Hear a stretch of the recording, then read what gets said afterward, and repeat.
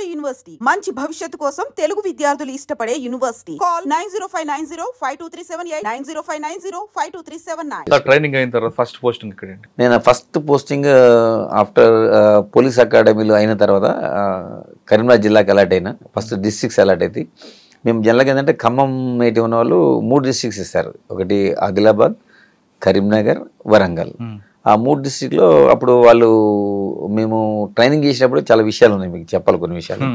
మా బ్యాచ్లో జనరల్గా ట్రైనింగ్ అప్పుడే చాలా మంది ఎక్స్ట్రీమిజం ఉండి అప్పుడు కరకగూడలో ఒక ఎన్కౌంటర్ అయింది. అప్పుడు దాదాపు పోలీస్ ఆఫీసర్స్ చాలా మంది చనిపోయారు, 15 మంది దాకా. అప్పుడు మా బ్యాచ్ నుంచి ట్రైనింగ్లో నుంచి కొంతమంది ఆ పేరెంట్స్ ఒత్తిడికి మేము చేయము ఈ జాబ్ అని చాలా మంది వెళ్ళిపోవడం కూడా జరిగింది పోలీస్ ఆఫీసర్గా. అంటే ఆ విధంగా టెన్షన్ ఆందోళన ఉండే. అప్పుడు కంటిన్యూగా ఒక యుద్ధ వాతావరణం ఉన్నది. ఆ యుద్ధ వాతావరణంలో కొంతమంది జాబ్ వదిలిపెట్టిపోవడం కూడా జరిగింది. కానీ మేము కరీంనగర్ అనేది హైలీ ఎఫెక్టెడ్, ఈ 4 జిల్లాల్లో హైలీ ఎఫెక్టెడ్ కరీంనగర్ జిల్లా. ఫస్ట్ పోస్టింగ్ నాది సిరిసిల్ల అని, అక్కడ ప్రొబేషనర్గా పోయినా నేను. ప్రొబేషన్ పీరియడ్ ఉంటుంది మాది. ఆ సిరిసిల్ల అయిపోయిన తర్వాత నెక్స్ట్ నాకు పోస్టింగ్, ఫస్ట్ పోస్టింగ్ కాల్వ శ్రీరాంపూర్ అని పెద్దపల్లి దగ్గర ఉంటుంది. అది సిరిసిల్లాకి వెళ్లే ముందు మీరు చెప్తున్నట్లుగా ఆ టైంలో బాగా పీక్ మూమెంట్ ఉంటుంది. దానికి ఏ రోజు తినగండం దీర్ఘాయుష్మాన టైప్లో ఉండేది. అప్పుడు పోలీస్ పరిస్థితి ఎలాగ ఉండేది, మావోయిస్ట్ పరిస్థితి ఎలాగ ఉండేది. మరి మీ పేరెంట్స్ ఎవరు ఒప్పుకోలేదా? ఒప్పుకున్నారా?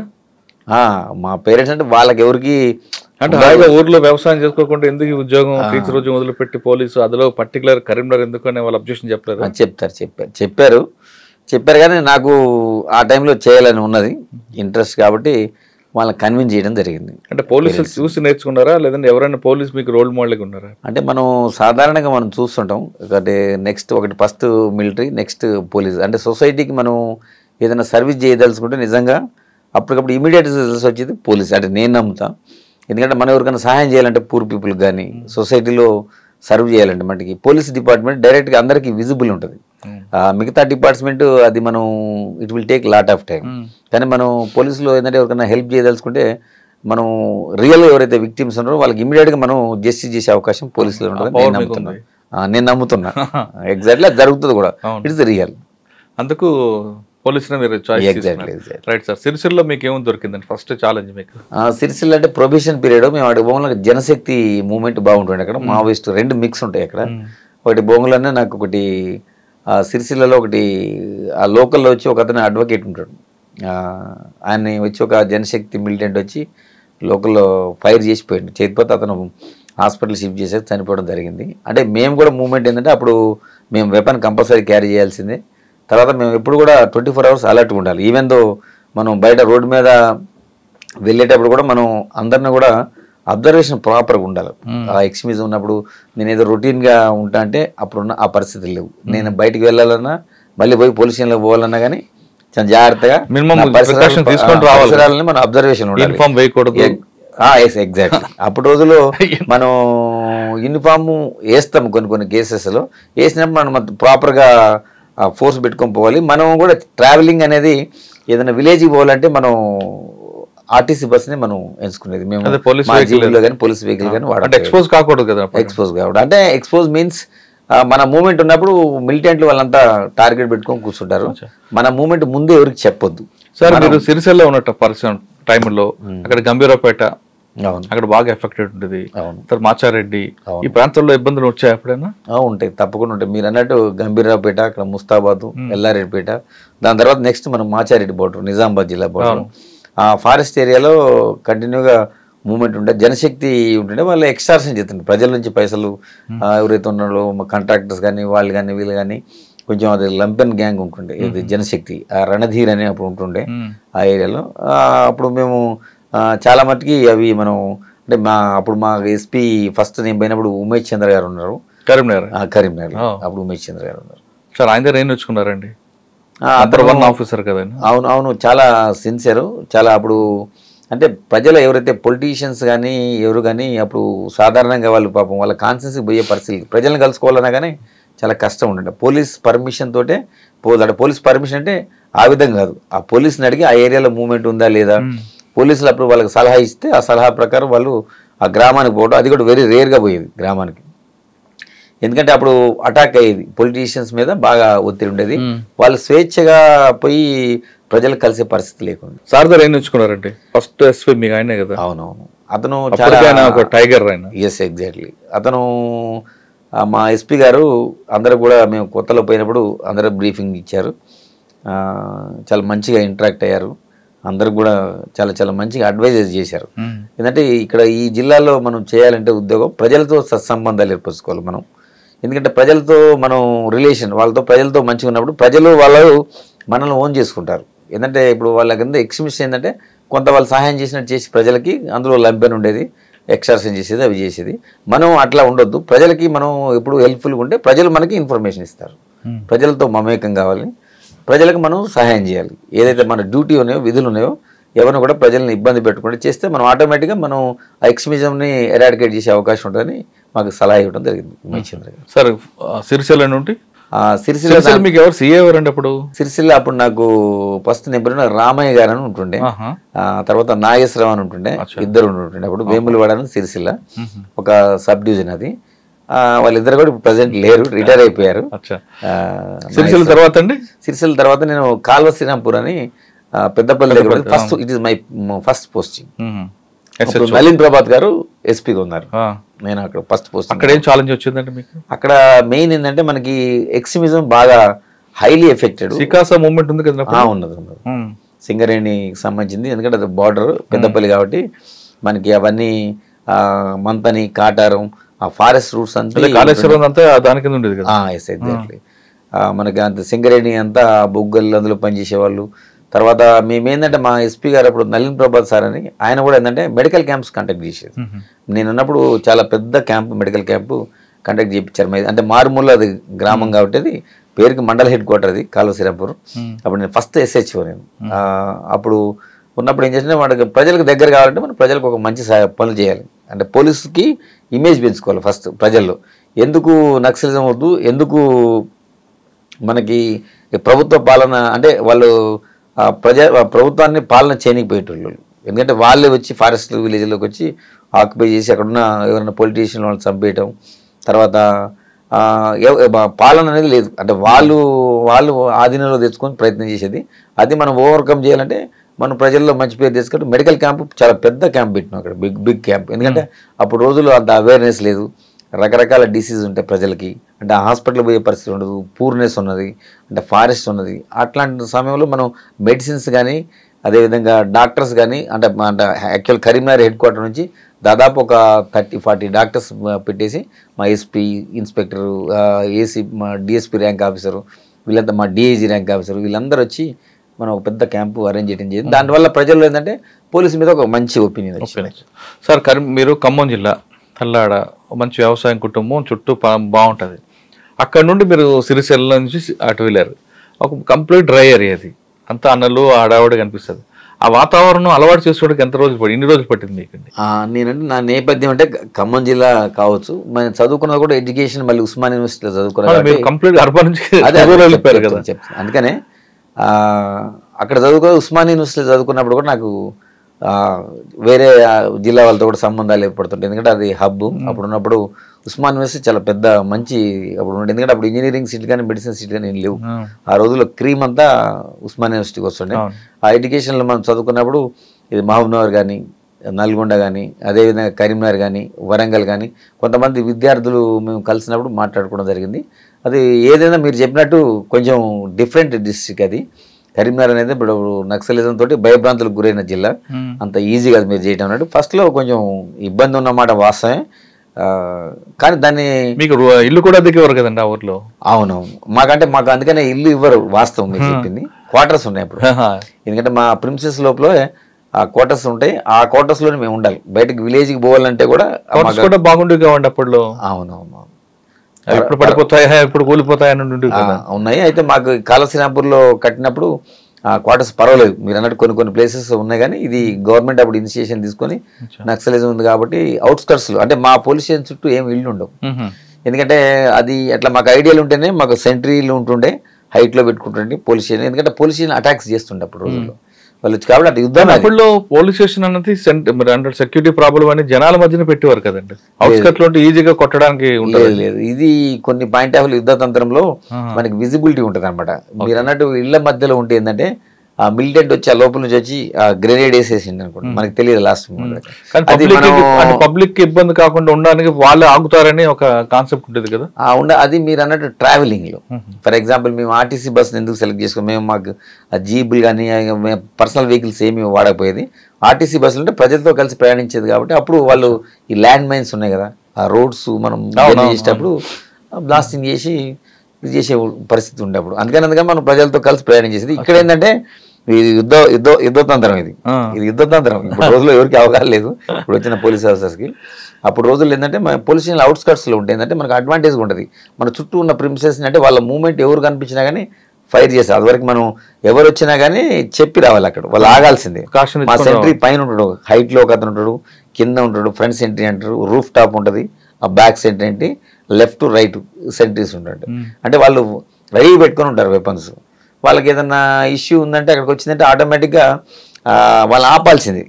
ఈవెన్ మా పై ఆఫీసర్స్ ఎస్పీ వచ్చినా కానీ ఆ వెహికల్లో కూడా వాళ్ళు ఎవరైనా ఎస్పీ అనుకొని చెప్పొచ్చి మనం అటాక్ చేసే అవకాశం ఉంది. ఎస్పీ గారు వచ్చినా కానీ అక్కడ దూరం ఉండే వాళ్ళు సోర్స్ అని చెప్పి వాళ్ళు మన లైటింగ్ వేసిన తర్వాత కన్ఫర్మ్ అయిన తర్వాత మా పోలీసులకు అలా చేసేది.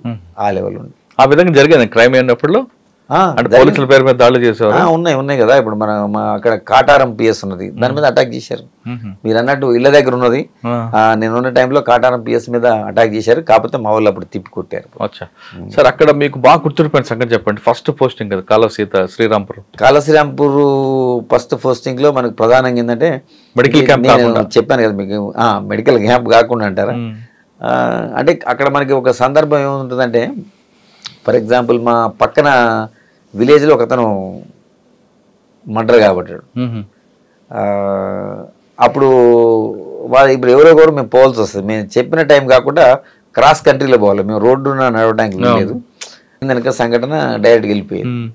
అప్పుడు రోజుల్లో మా హెడ్ కానిస్టేబుల్ కూడా ఒక అతను నా దగ్గర పనిచేస్తాడు, నాయుడు అని. అతను బయటికి వెళ్ళిండు ఒక పని మీద, మేము చెప్పిన అది కూడా సర్ప్రైజ్ని పోయిండు. కానీ అక్కడ వాళ్ళు రెడీ ఉన్నారు కాసుకొని మావోయిస్ట్ అంటే అప్పుడు పీపుల్స్ వార్ అంటారు, పీపుల్స్ వార్ పేరు. వాళ్ళు వచ్చి అతని మీద అటాక్ చేయడం జరిగింది. చేసి ఫైర్ చేశారు, లిటరల్ ఫైర్ చేస్తే అతను పోయేవాడు బెండ్ అయితే వల్ల అది ఫస్ట్ రౌండ్ ఏంటంటే అది హెడ్ లైట్కి పడ్డది. సెకండ్ రౌండ్ అతను పైనుంచి దూసుకొని వెళ్ళిపోయింది. అయినా ధైర్యంగా అతను ఏమంటే పోలీస్ స్టేషన్కి వచ్చిండు. అది నాకు బాగా ఉండే సంఘటన. ఎందుకంటే ఫస్ట్ పోస్టింగ్లో కొంచెం మనకు అనిపిస్తుంది హ్యూమన్ బీయింగ్ కదా, అతను అక్కడ చనిపోయే అవకాశం ఉంటుంది. కానీ ధైర్యంగా అతను ఎక్కడ కూడా ఆందోళన పడకుండా అతను స్టేషన్కి వచ్చారు. ఇది నాకు బాగా ఫస్ట్ పోస్టింగ్ లో ఫస్ట్ గుర్తు. దానికి జరిగింది మళ్ళీ మేము ఫారెస్ట్ లో కోంబింగ్ చేసినాం, దానికి సంబంధించిన మిలిటెంట్స్ ఉందో తర్వాత మళ్ళీ ఒక ఎక్స్చేంజ్ ఆఫ్ అయింది మాకు వాళ్ళకి మధ్యలో. అప్పుడు మనకు కొన్ని ఎన్కౌంటర్ కూడా వేరే ప్లేస్ లేదు, నేనున్న ప్లేస్ లో కాకుండా ఆ ఇన్పుట్ తోటి వేరే చోట అయింది. సార్ కాల్వాల్సిన తర్వాత నేను next Jagtial rural post. Jagtial rural అంటే వెరీ అది. తర్వాత అక్కడ మీరు అన్నట్టు కాలువశ్రీరాంపురం అంత కాదు, అక్కడ మనకి కెనాల్స్ ఉన్నాయి, వాటర్ కూడా బాగుంటుంది, ల్యాండ్స్ కూడా బాగుంటాయి. అక్కడ మనకి అగ్రికల్చర్ కూడా చాలా బాగా చేస్తారు అక్కడ. సేమ్ టైం నక్సలిజం కూడా మీకు తెలిసి ఉంటుంది. అక్కడ బీర్పూర్ అని నాకంటే ముందు జరిగింది అక్కడ సంఘటన. మీకు ఐడియా ఉందా బీర్పూర్ గురించి? చెప్పండి. బీర్పూర్లో ఏమైందంటే మావోయిస్టులు ఏం చేశారంటే, ఇప్పుడు ఒక పోలీసులు జీప్లో వస్తున్నారని వాళ్ళకి ఒక ఇన్ఫర్మేషన్ ఉన్నది, ఒక మర్డర్ అయింది అక్కడ ఆ ఏరియాలో. బీర్పూర్ నాకంటే ముందు, నేను వెళ్ళడానికి ముందు జరిగిన సంఘటన చెప్తున్నా. అప్పుడు ఆ పరిస్థితులు ఉండే పోలీస్ జీప్ అనుకొని వాళ్ళు ఏం చేశారంటే ఒక పెళ్లి జీప్ పోతుంది ఆ రూట్లో, అది పోలీస్ అనుకొని వాళ్ళు బ్లాస్ట్ చేయడం జరిగింది. అందులో దాదాపు ఒక 10-12 మంది చనిపోవడం జరిగింది. ఇది బీర్పూర్ మేజర్ ఇన్సిడెంట్. అక్కడ 30 లక్షల వాలియస్ గణపతి అని పేరు ఉంటుంది. అతను సెక్రటరీ చేశాడు, అది ఫేమస్ నేషనల్ లెవెల్లో పెద్ద స్థాయికి పోయింది అతను. ఆయన లేడండి, గ్రామంలో జరిగింది. ఆ గ్రామంలో జరిగింది. మావోయిస్టులు చేసిన దుశ్చర్య వల్ల చాలా మంది ప్రజలు, ఇన్నోసెంట్ ప్రజలు ప్రాణాలు కోల్పోవడం జరిగింది అక్కడ. దాంతో ప్రజల్లో కూడా వ్యతిరేకత వచ్చింది. ఆ సంఘటన తర్వాత మీరు వెళ్ళారు? తర్వాత మేము వెళ్ళాం. మరి ఆ బీర్పూర్ లో అప్పుడు ఉందా ఆ సిచ్యువేషన్ అండి? ఉన్నది. ఇప్పుడు మా బీర్పూర్ పర్టికులర్ గా ధర్మపూర్ ఏరియా, సారంగపూర్ అంటారు, మెయిన్ అంటే సారంగపూర్ మండలం అది. అది అంటే గుట్ట విలేజ్ అని పిలుస్తారు దాన్ని. ఆ విలేజ్లో ఎప్పుడు కంప్లీట్ మిలిటెంట్స్ ఉంటుంటే మనం అక్కడ నేను పోయిన తర్వాత కూడా చాలా ఎక్స్మిస్ చాలా మంది మర్డర్స్ చేశారు, చాలా మందిని చంపడం జరిగింది. సార్ జగిత్యాల అన్నది బాగా హాట్ టాపిక్ ఉండేది, పబ్బో చెప్పాలంటే హబ్ అది. ఓకే, అప్పుడు జగన్మోహన్ రెడ్డి గారు డిఎస్పీ సిఏ ఉండేవారు. ఆ టైంలో మీరు పనిచేస్తారా జగన్మోహన్ రెడ్డి గారు కానీ లేదా నరసింహరావు గారు కానీ? నాకంటే ముందు చేశారు వాళ్ళు.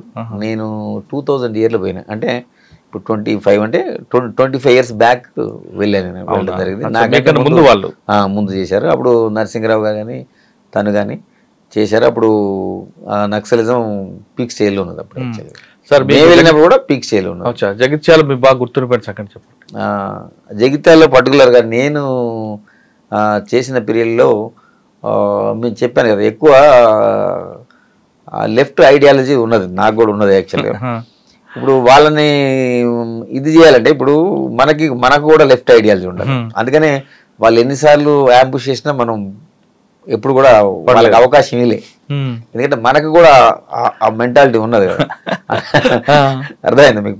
అర్థమైంది. అందుకనే సాధారణంగా ఏంటంటే వాళ్ళకి ఏం ఐడియాలజీ ఉంటుందో మనకు ముందే చదువుకున్నాం కాబట్టి మనకు ఐడియా ఉండదు. లేకపోతే నాలాంటి వాళ్ళు నా బ్యాచ్మేట్స్ చనిపోవడం జరిగింది. ఫర్ ఎగ్జాంపుల్ చెప్తాను మీకు,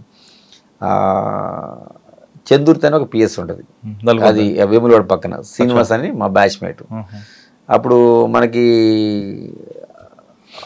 దాన్ని మనం ఏమంటాం, నాకు పేరు గుర్తొస్తుంది, ప్రజల వద్దకు పాలన లెక్క. అప్పుడు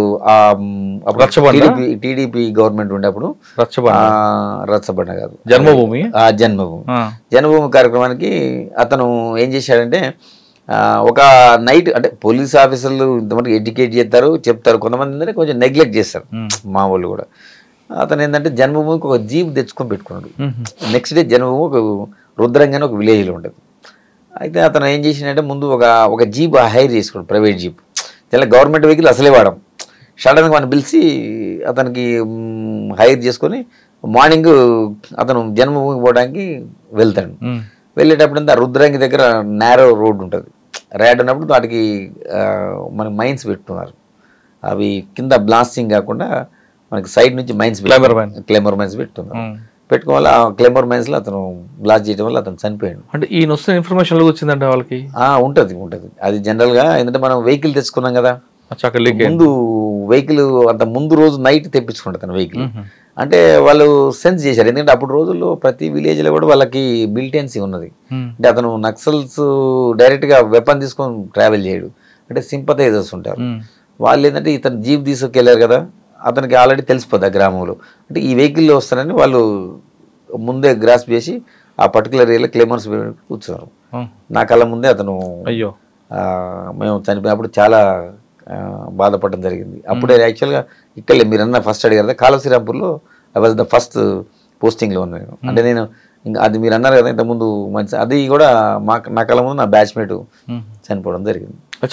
అవన్నీ ఉన్నాయి కాబట్టి మీరు ఇక్కడ చాలా జాగ్రత్తగా వెళ్ళారు జగిత్యాలలో. ఎగ్జాక్ట్లీ అక్కడ కానీ ఇక్కడ కానీ నేను ఎప్పుడు కూడా ఛాన్స్ ఇవ్వలేదు. ఎందుకంటే ఇట్లాంటి మనం ఏమాత్రం మనం తొందరపడ్డా కానీ ఏది మనకు నాకేం కాదులే అని ఎప్పుడు అనుకోండి, నాకు అవుతుందనే ఫీల్ అయితే ఏం కాదు, నేను ప్రికాషన్ నేను ఎంతసేపు అలర్ట్గా ఉంటే అలా అటాక్ చేసే పరిస్థితి మనం ఎప్పుడు ఛాన్స్ ఇవ్వలేదు. జగిత్యాల బాగా గుర్తుపోయిన సంగతి అండి? జగిత్యాలలో అంటే ఎక్స్మిస్ పాయింట్ ఆఫ్ అంటారా జనరల్గా? నేను ఎక్స్మిస్ పాయింట్ ఆఫ్ లో చెప్తాను. నేను పర్టికులర్గా నాకు ఒకటి జనరల్గా ఏంటంటే రేచ్పల్లి అని విలేజ్ ఉంటుంది. ఆ ఏరియాలో పర్టికులర్గా పద్మక్క అని, నేలకొండ రజిత అలియాస్ పద్మక్క అని ఆమె మూమెంట్ బాగా ఉంటుండే ఎక్స్మిస్ పాయింట్ ఆఫ్ వ్యూలో. నేలకొండ రజిత నేరెళ్ళ విలేజ్ లో తర్వాత ఎన్కౌంటర్ అయింది. జనరల్గా నేను అప్పుడు స్పెషల్ పార్టీ ఇన్ఛార్జ్ కూడా ఉన్నా సబ్ డివిజన్ మొత్తానికి.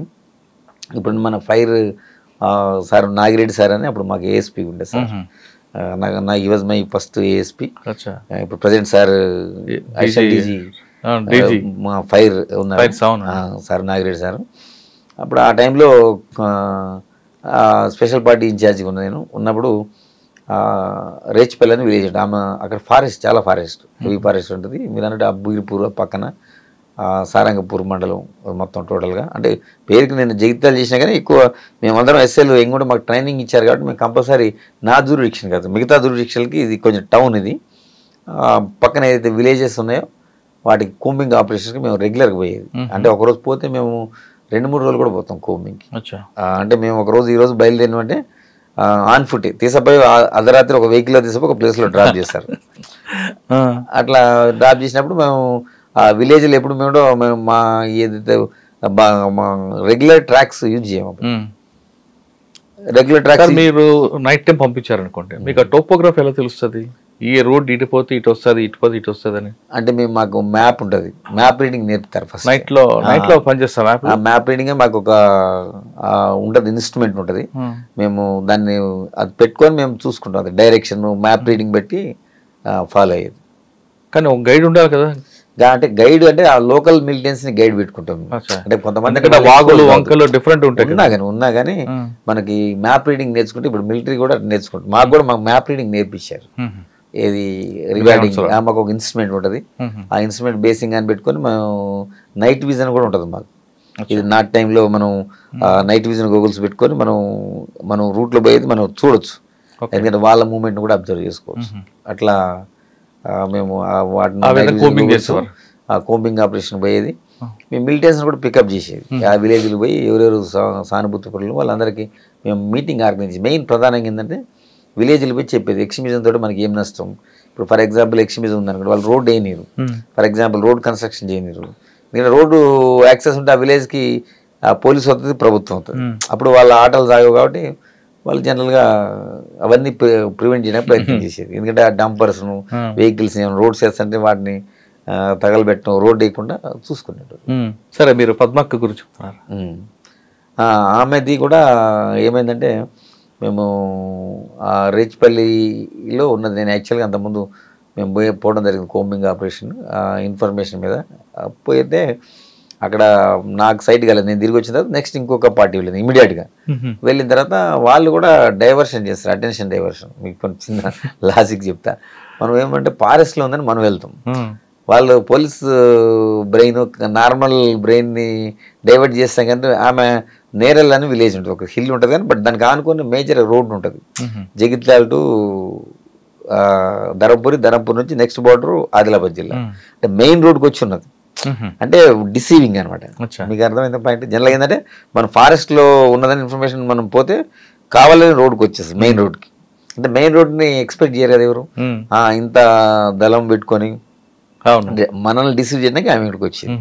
మా వాళ్ళు రిటర్న్లో వచ్చినప్పుడు వచ్చింది. తర్వాత వాళ్ళే ఫస్ట్ చూశారు యాక్చువల్గా. వీళ్ళు మా వాళ్ళు అంటే అయిపోయింది కోంబింగ్ ఆపరేషన్, రిటర్న్ వచ్చేటప్పుడు వాళ్ళ టీం చూసి ఫస్ట్ ఫైర్ వాళ్ళు చేశారు. చేసిన తర్వాత ఎక్స్చేంజ్ ఆఫ్ ఫైర్ అయింది. ఎక్స్చేంజ్ ఆఫ్ ఫైర్లో ఆమెతో పాటు ఒక 4 ఎన్కౌంటర్ కావడం జరిగింది.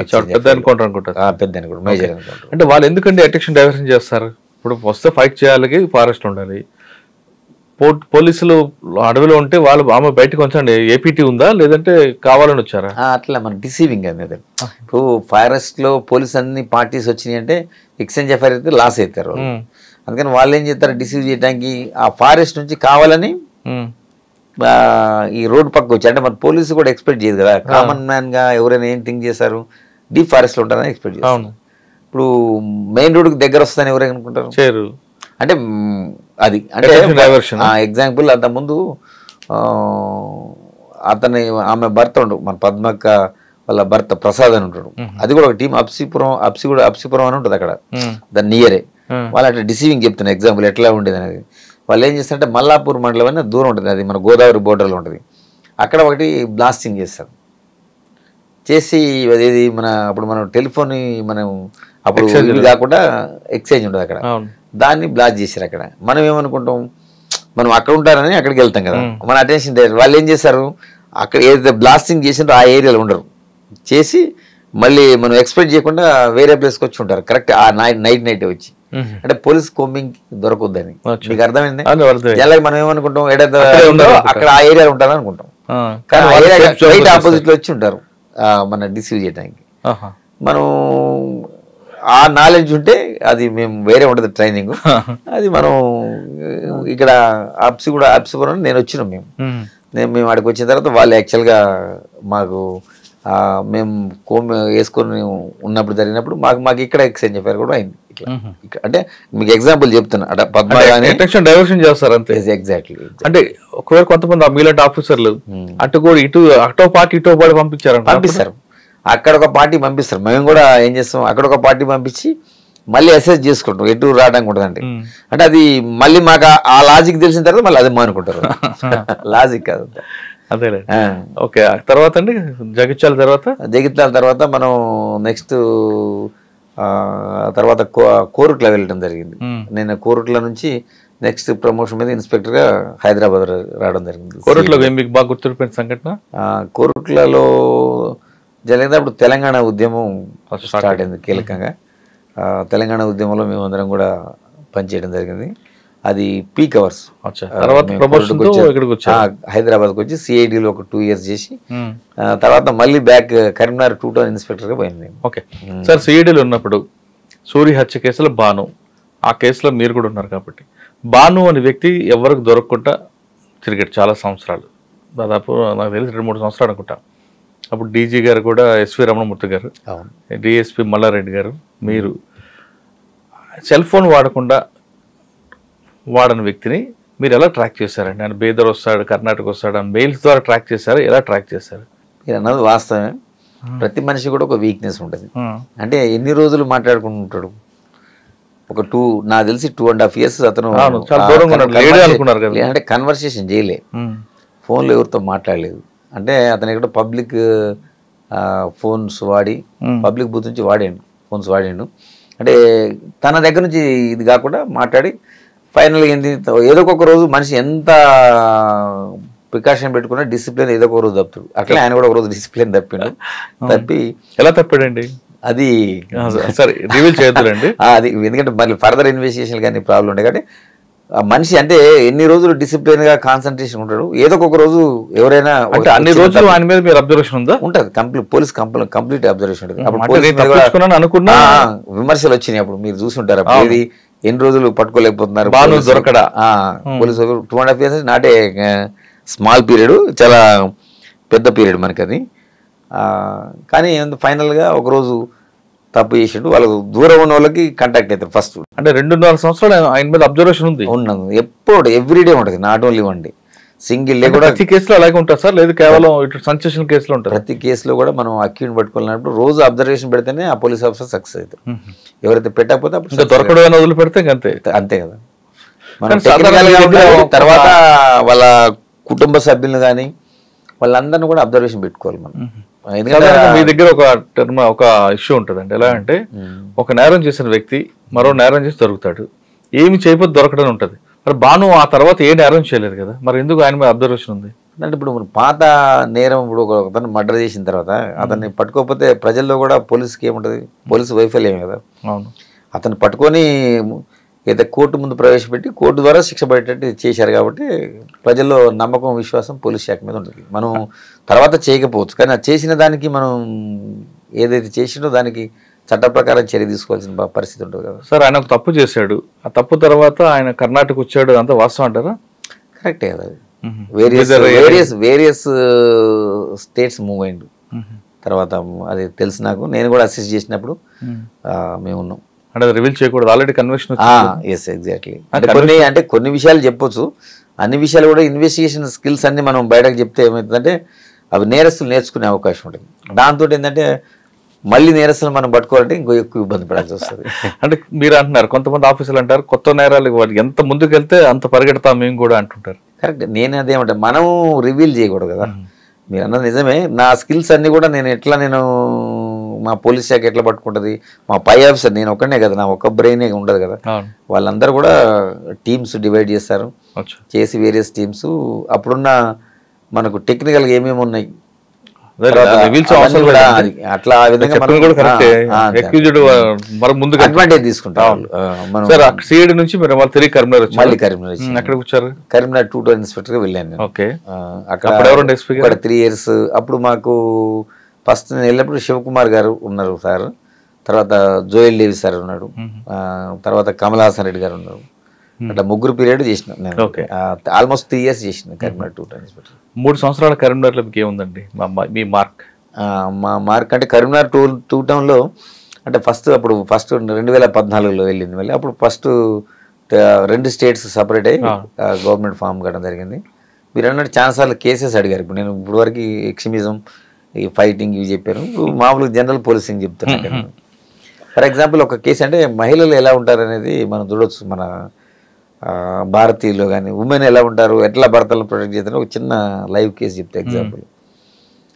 ఒక కేసులో ఒక ఆమె అక్కడ గ్యాస్ ఉన్నట్టు కృష్ణని నువ్వు ఆ గ్యాస్ని పోసుకొని అంటించుకున్నది, తనే సెల్ఫ్ అంటించుకుంది, హాస్పిటల్లో అడ్మిట్ అయిందని చెప్పి మా దగ్గర ఉండే ఒక ఏఎస్ఐ వెళ్ళారు.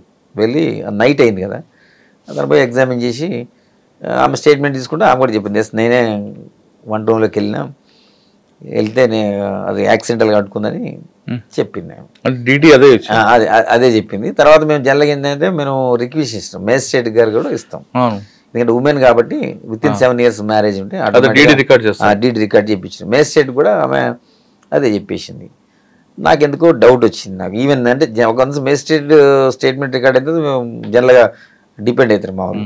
నేనేం చేసిన అది ఎందుకు ఒకసారి విజిట్ చేస్తాను నేను. నాకు ఆ రోజు మార్నింగ్ పోయి విజిట్ చేసిన ఆ సీన్ ఆఫ్ ఎవిడెన్స్ చూస్తే నాకు ఆమె ఏమని చెప్పింది, వంట రూమ్లో అని చెప్పింది వీళ్ళ స్టేట్మెంట్లో. కానీ అక్కడ మనం ఫిజికల్గా అబ్జర్వేషన్ ఉంటుంది మాది కూడా.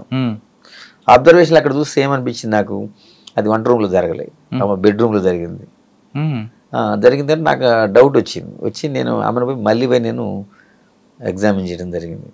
ఏమమ్మా నువ్వు అబద్ధం చెప్తున్నావు, ఎందుకు ఇట్లా జరగలేదు ఇది అడిగితే అప్పుడు కొంచెం ఏడ్చుకుంటా చెప్పింది, ఎస్ నిజమే సార్, మా భర్తనే పోసి ఇది చేసిండు, అడ్డు పెట్టిండు, కానీ నా పిల్లలు ఉన్నారు కదా, మళ్ళీ వాళ్ళ ఫ్యూచర్ పోతుంది, నేను చనిపోయినా పర్వాలేదు, ఎట్లేం బతక నేను, మళ్ళీ ఆ భర్త కూడా వెళ్ళిపోతే పిల్లలు చూసుకునేటోళ్ళు ఎవరంటే అప్పుడు మనకేమనిపిస్తుంది, అప్పుడు నిజం కూడా నాకు కూడా ఫీల్ అనిపించింది. అయ్యో ఆవిడ చనిపోతూ కూడా భర్త గురించి ఆలోచించింది అంటే పిల్లలు కరెక్ట్. ఆవిడ చెప్పింది చనిపోతే భర్త జైలుకి వెళ్తే పిల్లలు అనాథలు అవుతారు. అవును. ఏం చేశారండి, నేను దాన్ని కరెక్ట్ మానవీయ గుణం చూడొచ్చు, కానీ అప్పుడు వాళ్ళ ఆ చిన్న పిల్లలు ఉంటారు ఇద్దరు, ఒకడు 3rd class, ఇంకొక అతను మోస్ట్లీ 4th class ఉన్నాడు, చిన్నపిల్లలు ఇద్దరు. ఆ పిల్లలు ఉన్నారు కదా, వాళ్ళని ఎగ్జామిన్ చేసిన. నాకున్న డౌట్ ప్రకారం నేను అంటే సైంటిఫిక్ అబ్జర్వేషన్ చేస్తే అది జరగలేదు. ఇప్పుడు కన్ఫర్మ్ చేసింది. వాళ్ళ సిస్టర్ కూడా అక్కడ ఉన్నది. ఆ సిస్టర్కి కూడా ఆమె రివీల్ చేయలే, నేను అడిగిన దాకా కూడా. సిస్టర్కి అప్పుడు చెప్పిన తర్వాత మాట్లాడుకున్నారు, ఇది జరిగిన సంఘటన బయటకు వచ్చిన తర్వాత నేను మళ్ళీ ఏమిటొచ్చి పిల్లల్ని కూడా దానికి కొరాబరేట్ చేయాలి కాబట్టి పిల్లల్ని కూడా ఎగ్జామిన్ చేస్తే వాళ్ళు కూడా చెప్పారు, మా మదర్కి ఫాదర్కి గొడవ అయిన తర్వాత కిచెన్లో పోయి ఆ కృష్ణాలు తీసుకొచ్చి ఇక్కడ పోసి ఆ బెడ్రూమ్లో అంటించిన తర్వాత ఇక్కడ జరిగిందని ఆ పిల్లలు కూడా చెప్తారు. చిన్నపిల్లలని ఎగ్జామ్ వాళ్ళకి ఏం తెలియదు కదా, చిన్నపిల్లలు న్యాచురల్ ఏం జరిగిందో చెప్తారు. వాళ్ళిద్దరు స్టేట్మెంట్లు తర్వాత నేను రీ-ఎగ్జామిన్ చేసి మళ్ళీ అతన్ని వాళ్ళ భర్తను అరెస్ట్ చేయడం జరిగింది. చేసి నేను ట్రయల్ కూడా జరిగింది. ట్రయల్ జరిగింది, అతను అరెస్ట్ చేసి జైలుకి పంపించడం జరిగింది. ట్రయల్లో కన్సర్న్డ్ కోర్టు కూడా అతని లైఫ్ కన్విక్షన్ ఇచ్చింది. ఇది చనిపోయింది. చనిపోయింది. అయ్యో సార్, మరి ఆవిడ మీరు ఇక్కడ పోలీసింగ్, ఇక్కడ మనకి మానవీయ కోణం దేనికి ప్రయారిటీ ఇచ్చారంటే పోలీసింగ్ ఇచ్చారు, కానీ మరోవైపు కరెక్ట్ అయినప్పుడు నేరాన్ని మనం అట్లా చేయకపోతే ఇప్పుడు సమాజానికి ఏం మెసేజ్ పోతుంది. మనం నేరం జరిగింది, అతను భార్యను చంపిన తర్వాత అతనికి అదే అలవాటు ఇంకా నెక్స్ట్ ఇంకా చేయడం ఏముంది. కానీ ఆ పిల్లల భవిష్యత్తుకి వాళ్ళ ఎవరైతే వాళ్ళ ఫాదర్ ఉన్నాడు కదా, ఫాదరు సిస్టరు ఉన్నారు, వాళ్ళ ఫాదర్కి చెప్పడం జరిగింది. ఫాదర్ కూడా ఆ రోజు లేకుండే, మా ఫాదర్ ఆయన టేకప్ చేసుకున్నాడు. మేము కూడా సజెస్ట్ చేసి ఆ పిల్లలు కొద్దిగా అంత చదువుకున్న తర్వాత వాళ్ళు టేకప్ చేసుకున్నారు. సార్ ఆ కేసులో కన్విక్షన్ వచ్చింది, కానీ డీడీ చూస్తే అది 174 కనిపిస్తుంది. అవును, కానీ ఇక్కడ లాస్ట్ వచ్చి 302కు మారింది. మరి డిఫెన్స్ సర్టిఫికేట్ ఏం తీసుకున్నారు? చేసింది ఆయన. అదే కదా నేను గొప్పతనం అనేది. అంటే అప్పుడు జనరల్గా ఎవరైతే విచారణ చేసిన కోర్టు ఉన్నదో ఇవన్నీ నేను సైంటిఫిక్ ఎవిడెన్స్ కలెక్ట్ చేశాను చెప్పిన కదా. అక్కడ మా సైంటిఫిక్ టీం పోతుంది. పోయిన తర్వాత సంఘటన ఏ విధంగా జరిగింది స్కెచ్ మ్యాప్ ఉంటుంది, సీన్ ఆఫ్ తీసుకుంటాం. దాంట్లో మన అన్ని ఆ సంఘటన వివరాలన్నీ జాగ్రత్త పెట్టి ఎవిడెన్స్ పిల్లలు కూడా ఎవిడెన్స్ ఇచ్చారు. వాళ్ళు ఎందుకంటే తర్వాత వాళ్ళ ఎవరైతే చనిపోయినా మా ఫాదర్ అయితే ఊరుకోడు కదా, నా బిడ్డను చంపినంటే రియాక్ట్ అవుతారు కదా ఫాదర్. ఆ పిల్లల్ని అతనే భరోసా తీసుకున్నాడు కదా, అతన్ని పెంచుకున్నాడు. డిఫెన్స్ లైన్ ఏంటి, డిఫెన్స్ వాళ్ళు ఎట్లయినా చేస్తారు. ఇది చూడండి, మీ మేజిస్ట్రేట్ గారు కూడా చెప్పారు, కావాలని ఐఓ గారు ఇట్లా ఇది చేశారు, నా మీద ఆర్గ్యుమెంట్ చేశారు. కానీ అతను ఉన్నట్టు వేసింది. నేను కూడా ఎంత చాలా మంది అంటే మా దాంట్లో ఫస్ట్ మేజిస్ట్రేట్ది ఏదైతే ఉందో ఫస్ట్ మేజిస్ట్రేట్ రికార్డ్ చేసినారు డీడీ, అది లేకుండా కొంతమంది సలహా ఇస్తారు మా దాంట్లో ఇన్వెస్టిగేషన్ అది. కానీ నేను అట్లా ఏం లేదు, దాన్ని కూడా పెట్టింది నేను, అందుకని వాళ్ళు నమ్మారు. ఎందుకంటే మనం నిజం దాచి పెడితే ఎప్పుడైనా కొంతమంది పక్కన పడేస్తారు.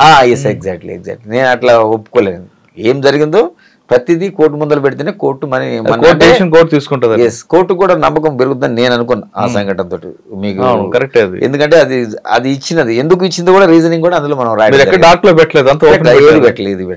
నాకంటే ముందు కొంత పోలీస్ ఆఫీసర్లు కూడా కామెంట్ చేశారు, అరే ఇది ఎట్లా పెడతారు, పెట్టకూడదు కదా అని. ఒక నాకంటే సీనియర్ ఒక ఏసీపీ కామెంట్ చేసిండు, ఆయన పేరు ఇప్పుడు చెప్పాను నేను. అంటే కానిస్టేబుల్ కింద ఉంటారు కదా మా కోర్టు డీల్ చేసేవాళ్ళు, అరే సార్ మీ మీద ఇట్లా కామెంట్ చేసింది సార్ ఆయన, ఇట్లా పెడతారా ఎవరన్నా, మనం ఎందుకంటే మనం శిక్ష పడాలంటే మనం ఇది మనకి దానికి వ్యతిరేకం పెట్టుకుంటామని అన్నాడు ఆయన. అన్నాడు కానీ నేను అవేం కేర్ చేయలేదు, ఎందుకంటే నిజమే చెప్పాలి మనం ఎప్పుడు. ఎవరికైనా నిజం చెప్తేనే మనకి అప్పటికైనా కోర్టు నమ్మింది. అదే మనం కనుక దాచిపెట్టినట్టయితే అతను డిఫెన్స్ అతను రేజ్ చేసిన అప్పుడు ఏమైతుంది ఇష్యూ, అప్పుడు మన ఇన్వెస్టిగేషన్ మీద ఇంటిగ్రిటీ దెబ్బతింటుంది. అంటే నా మీద అనుమానం వస్తుంది, ప్లస్ అవుతుంది. సార్ కరీంనగర్ లో తర్వాత ఎక్కడికి వచ్చారు, ఇంపార్టెంట్ అని చెప్పారు కదా, ఇంకొక కేసు కూడా ఇంపార్టెంట్ చెప్పండి. కరీంనగర్లో ఉన్నప్పుడు అంటే ఇన్స్పెక్టర్ కొంచెం మనం ఎస్హెచ్ఓ తర్వాత ఇన్స్పెక్టర్ కొంచెం మెచ్యూరిటీ లెవెల్ పెరుగుతుంది మనకి. ఫర్ ఎగ్జాంపుల్ అందులో ఇంకొక కేసు చెప్తున్నాను. ఇంకొక బాయ్ ఉంటాడు, అది కరీంనగర్లో మనకి కాశ్మీర్ గడ్డ అని ఉంటుంది పక్కన. దాంట్లో అది ఇంపార్టెంట్, ఇట్లా సెన్సేషన్ కేసు చెప్పాలంటే మీకు ఇంట్రెస్ట్ ఉంటుంది ప్రజలకు. అందులో ఒక మేనల్లుడు వాడి స్టడీయింగ్ మోస్ట్లీ సెకండ్ క్లాస్ చదువుతుండు పిల్లడు. వాడు మేనమామ అంటే వాడు ఇంటర్మీడియట్ చదువుతుండు, అప్పుడే కాలేజీకి పోతుండు. వాడికి కొంచెం బైక్ నడపాలని షోకు, మేనమామకి పిల్లలతో ఆడుకుంటాడు, సరదాగా ఉంటాడు. వాడి ఈ సినిమాలు టీవీలు చూసి రిలీజ్ అయ్యి ఆ పిల్లోడిని ఒకరోజు, నేను అది ముందు చెప్తే మీకు మళ్ళీ ఇదైతుంది, ఒకటి వచ్చింది మాకు, ఏది ఒక కంప్లైంట్ వచ్చింది సడన్గా, అంటే మా బాయ్ మిస్సింగ్, ఇంట్లో లేడని. పోయిన తర్వాత ఆ బాయ్ మిస్సింగ్ మేము వెతికినాం, ఏడా దొరకలేదు. వాళ్ళు కంప్లైంట్ ఇస్తారు, మిస్సింగ్ కింద కేసు రిజిస్టర్ చేసిన తర్వాత మాకు అతను ఆ బాయ్ ఎక్కడ కనిపించకుండా మా మీద పోలీసు మీద బాగా ప్రెషర్ ఉంటుంది, మేము బాయ్ మిస్సింగ్ దాంట్లో మీరు ఏం చేస్తున్నారు, మీరు పట్టుకోవాలి కదా మరి అని. నిజంగానే అది మా బాధ్యత కూడా, అది దొరక మేము అంతా మెసేజ్ ఇస్తాం, అన్ని పోలీసుని అలర్ట్ చేస్తాం, అన్ని చేస్తాం. ఆ కేసు నాకు కొద్దిగా ఇంపార్టెంట్ అనిపించింది కాబట్టి చెప్తున్నాను. ఆ బాయ్ని ఎంత ప్రయత్నం చేసినా మాకు దొరకలేదు. తర్వాత సెకండ్ డే ఆ బాయ్ డెడ్ బాడీ కనిపించింది ఆ కరీంనగర్ అవుట్స్కట్స్లో ముళ్ళపొదలో.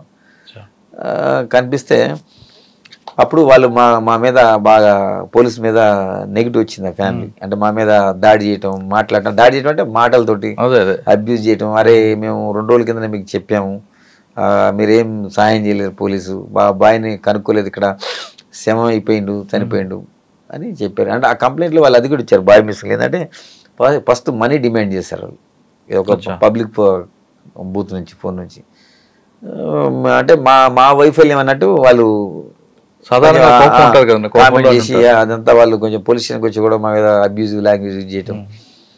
సరే అని నేను ఆ కేసు ఇన్వెస్టిగేషన్లో మొదలుపెట్టిన తర్వాత జనరల్గా ఏంటంటే మనం డైవర్షన్ అంటే ఎవరో కిడ్నాప్ చేసి డబ్బుల కోసం అడిగారు, తర్వాత మళ్ళీ నెక్స్ట్ రాలే కాల్ వాళ్ళకి పైసలు రెడీ పెట్టుకున్నారు పోలీసు చెప్పకుండా.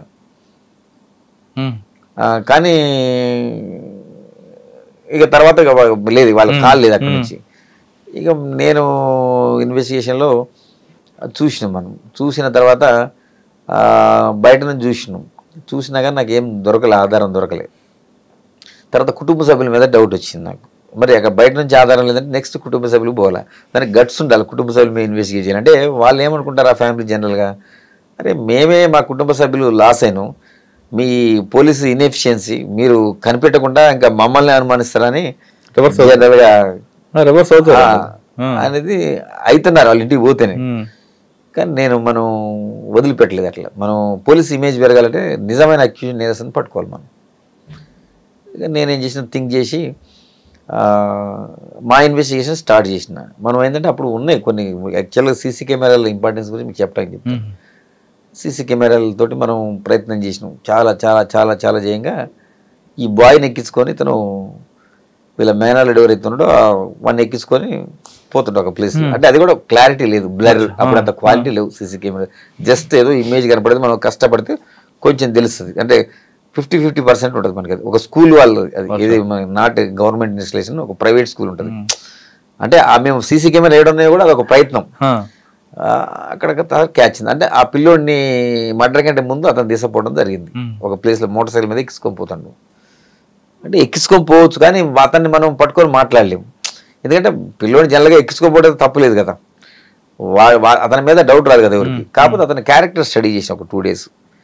అతను కొంచెం ఇంటి దగ్గర నుంచి పైసలు రావడం, చిల్లరగా దోస్తులతోటి తిరగటం, బయట కొంచెం మిస్బిహేవియర్, కొంచెం తాగటం, అట్లా టైప్ ఆఫ్ ఉంది వాడు. అప్పుడు ఇది ఇంటర్మీడియట్లోనే వాడు ఆ లెవెల్లో ఉన్నాడు, సెకండ్ ఇయర్లోనే.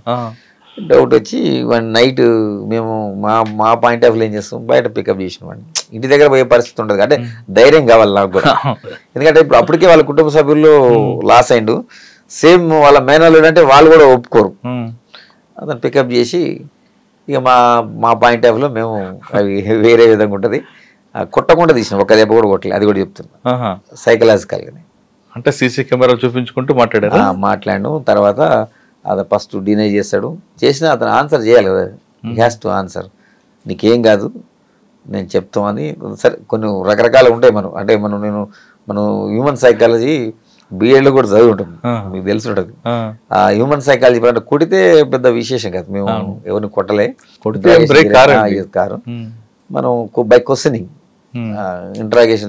ఇంట్రాగేషన్ అంటే ఏమంటే మీరు కొడతారని అనుకుంటారు కాబట్టి జనరల్ ప్రజలు అట్లనే దాన్ని ఒక్క దెబ్బ కూడా కొట్టకుండా అతని దగ్గర నుంచి ఇన్ఫర్మేషన్ తీసుకొని అక్కడ సీన్ ఆఫ్ అఫెల్స్ మనకి యాక్చువల్గా అట్లా ఉంటుంది, కొరాబరేట్ చేయాలి కేసుని. ఒక చాకు దొరుకుతుంది మనకి, ఏదైతే మర్డర్ జరిగిందో ఆ ప్లేస్లో ఆ చాక్ జరిగింది. ఆ పిల్లోడు అతను అడ్మిట్ అయిపోతాడు. కానీ అతను చంపిందంటే వీళ్ళు ఎవరు నమ్మరు. అవునండి మావాడు బండి ఎక్కించుకోకపోవచ్చు కానీ ఎట్లా నమ్ముతారు. మీరు ఆ ప్లేస్ లో ఉన్నా కానీ నేను కూడా నమ్మను. ఏదో స్టోరీ చెప్తున్నారు పోలీస్ అనుకుంటారు. అంటే పోలీసులు కావాలని మా అబ్బాయిని ఇరికిస్తున్నారు అంటారు. అప్పుడు నేనేం చేసిన, ఇప్పుడు ఆ scene of effects videography photography అన్ని చేసిన ఫస్ట్ మర్డర్ అయినప్పుడు ఆ సీన్ లో మనకు ఒక చాకు దొరుకుతుంది, కూరగాయలు కట్ చేసే చాకు. అది ఎవరిదంటే ఆ పిల్లగాడి ఇంట్లో చాక్. అది మేము ఒక 4-5 చాకులు అక్కడ ప్లాన్ చేసి వాళ్ళ అమ్మని పిలిపిస్తాం, ఎవరైతే విక్టిమ్ ఉందో పిలిపించి చూపిస్తాం ఇవన్నీ చాకు. ఇది ఎవరి అమ్మ ఈ చాకులు, అందులో నుంచి ఒక చాకు తీసి ఇది మాది అంటది. ఎన్ని రోజులు అయితే మిస్ అయిందంటే ఆ పిల్లగాడి వెళ్ళి నుంచి కనపడట్లేదు. ఇదే చాకుని వీడు తీసుకుపోయి అక్కడ మర్డర్ చేసిన తర్వాత ఎంత తెలికల నేరస్తుడు కూడా కొన్ని వస్తువులు అక్కడ వదిలిపెడతాడు. అదే క్లూ వస్తాడు. ఇతను ఏం చేసిండు, యాక్చువల్గా ఆ పిల్లని పికప్ చేసిండు. ఆ చెట్ల కాడ కట్టేసి, అన్నీ ఉంటాయి కొన్ని ఫారెస్ట్ లెక్క ఉంటుంది, అందులో కట్టేసి పబ్లిక్ బూత్కి వచ్చి ఫోన్ చేస్తాడు. ఏది నాకు ఇన్ని పైసలు కావాలని డిమాండ్ చేస్తాడు. వాళ్ళ బావకే చేస్తాడు. కానీ వాడికి వాయిస్ గుర్తుపట్టలే, అతను చేంజ్ చేసి మాట్లాడాడు. తర్వాత మళ్ళీ వాడికి ఏం డౌట్ వచ్చిందంటే, ఎస్ నేను డబ్బులు అడిగినా, మళ్ళీ నా ఇంటికి పోయిన తర్వాత నానా చెప్తా అంటాడు కదా, తీసుకొచ్చి ఫారెస్ట్లో కట్టేసింది కదా.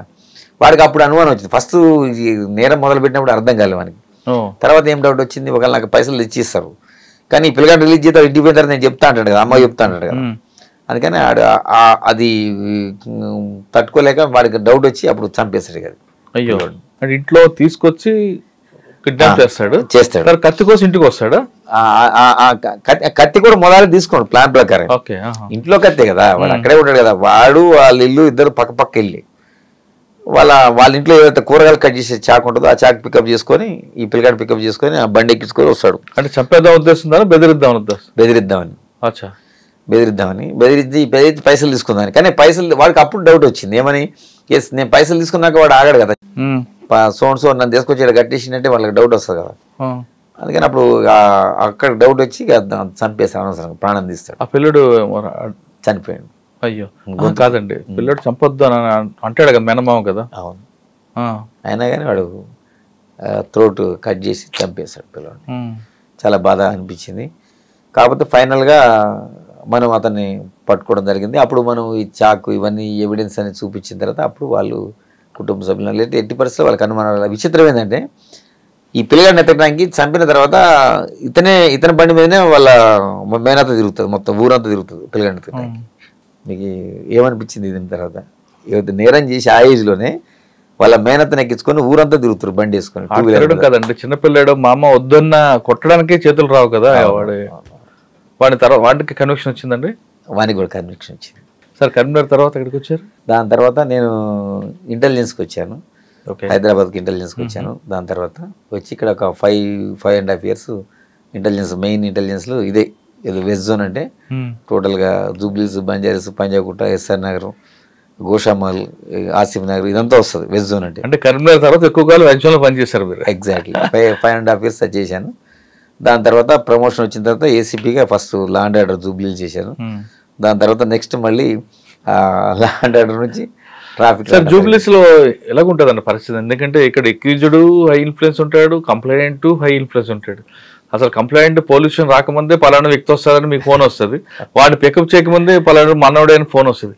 ఈ ప్రజలు ఎలా తట్టుకుంటారండి జూబ్లీస్ లో? మూవ్మెంట్ ఉంటుంది. మనం సిన్సియర్గా ఉంటే అట్లా ఏం జరగదు. కొంచెం మనం మిగతా పోలీస్ స్టేషన్ లో పోల్చుకుంటే జూబ్లీస్ మాత్రం కొంచెం ప్రజలు ఎక్కువ ఉంటారు, హైలీ ఇన్ఫ్లుయెన్స్ ఉంటారు. ఫర్ ఎగ్జాంపుల్ మీకు ఒకటి చెప్తా ఎగ్జాంపుల్. అంటే అది జనరల్గా ఏంటంటే మనం ఇన్వెస్టిగేట్ అంటే ఇక్కడ ఆఫీసర్స్, అప్పుడు మన సివి ఆనంద్ సార్ మాకు సిపి హైదరాబాద్ సేమ్ సారే ఉండే అప్పుడు. మధ్యలో తర్వాత సార్ ట్రాన్స్ఫర్ అయిన తర్వాత మన ఎలక్షన్ టైంలో సార్ మారిండి అప్పుడు. సో మారి తన ఈసారి సందీప్ చాండిలే సార్ వచ్చారు. ఆ సార్ తర్వాత మళ్ళీ నెక్స్ట్ శ్రీనివాస్ రెడ్డి సార్ కూడా వచ్చారు. ఆ సార్ పీరియడ్ కూడా చేశాను. అంటే వస్తుండే ఇంపార్టెంట్ మీరు అన్నట్టు కేసెస్ చాలా ఇంపార్టెంట్, ఫైనాన్షియల్ తర్వాత వేరియస్ థింగ్స్ వస్తుంటాయి. కానీ మనం కొంచెం అందరితో కూడా మర్యాదగా మాట్లాడాలి. నా ఫస్ట్ నుంచి కూడా నేను ఎవరిని కూడా అబ్యూజివ్ లాంగ్వేజ్ వాడాను నేను. ఎందుకంటే మాట్లాడితే అడ్వాంటేజ్ తీసుకుంటారు. ఇలా పోలీసులు కొంతమంది తెలిసి తెలియక మాట్లాడుతుంటారు, కానీ ఇట్స్ నాట్ కరెక్ట్. అంటే మై పాయింట్ మీరు మాట్లాడకపోయినా మిమ్మల్ని ట్రాప్ లో పెట్టడానికి చాలా మంది ఉంటారు జూబ్లీస్ లో. మరి అటువంటి ట్రాప్ లో పడలేదా? ఆఫర్ ఎప్పుడు జరగలేదు.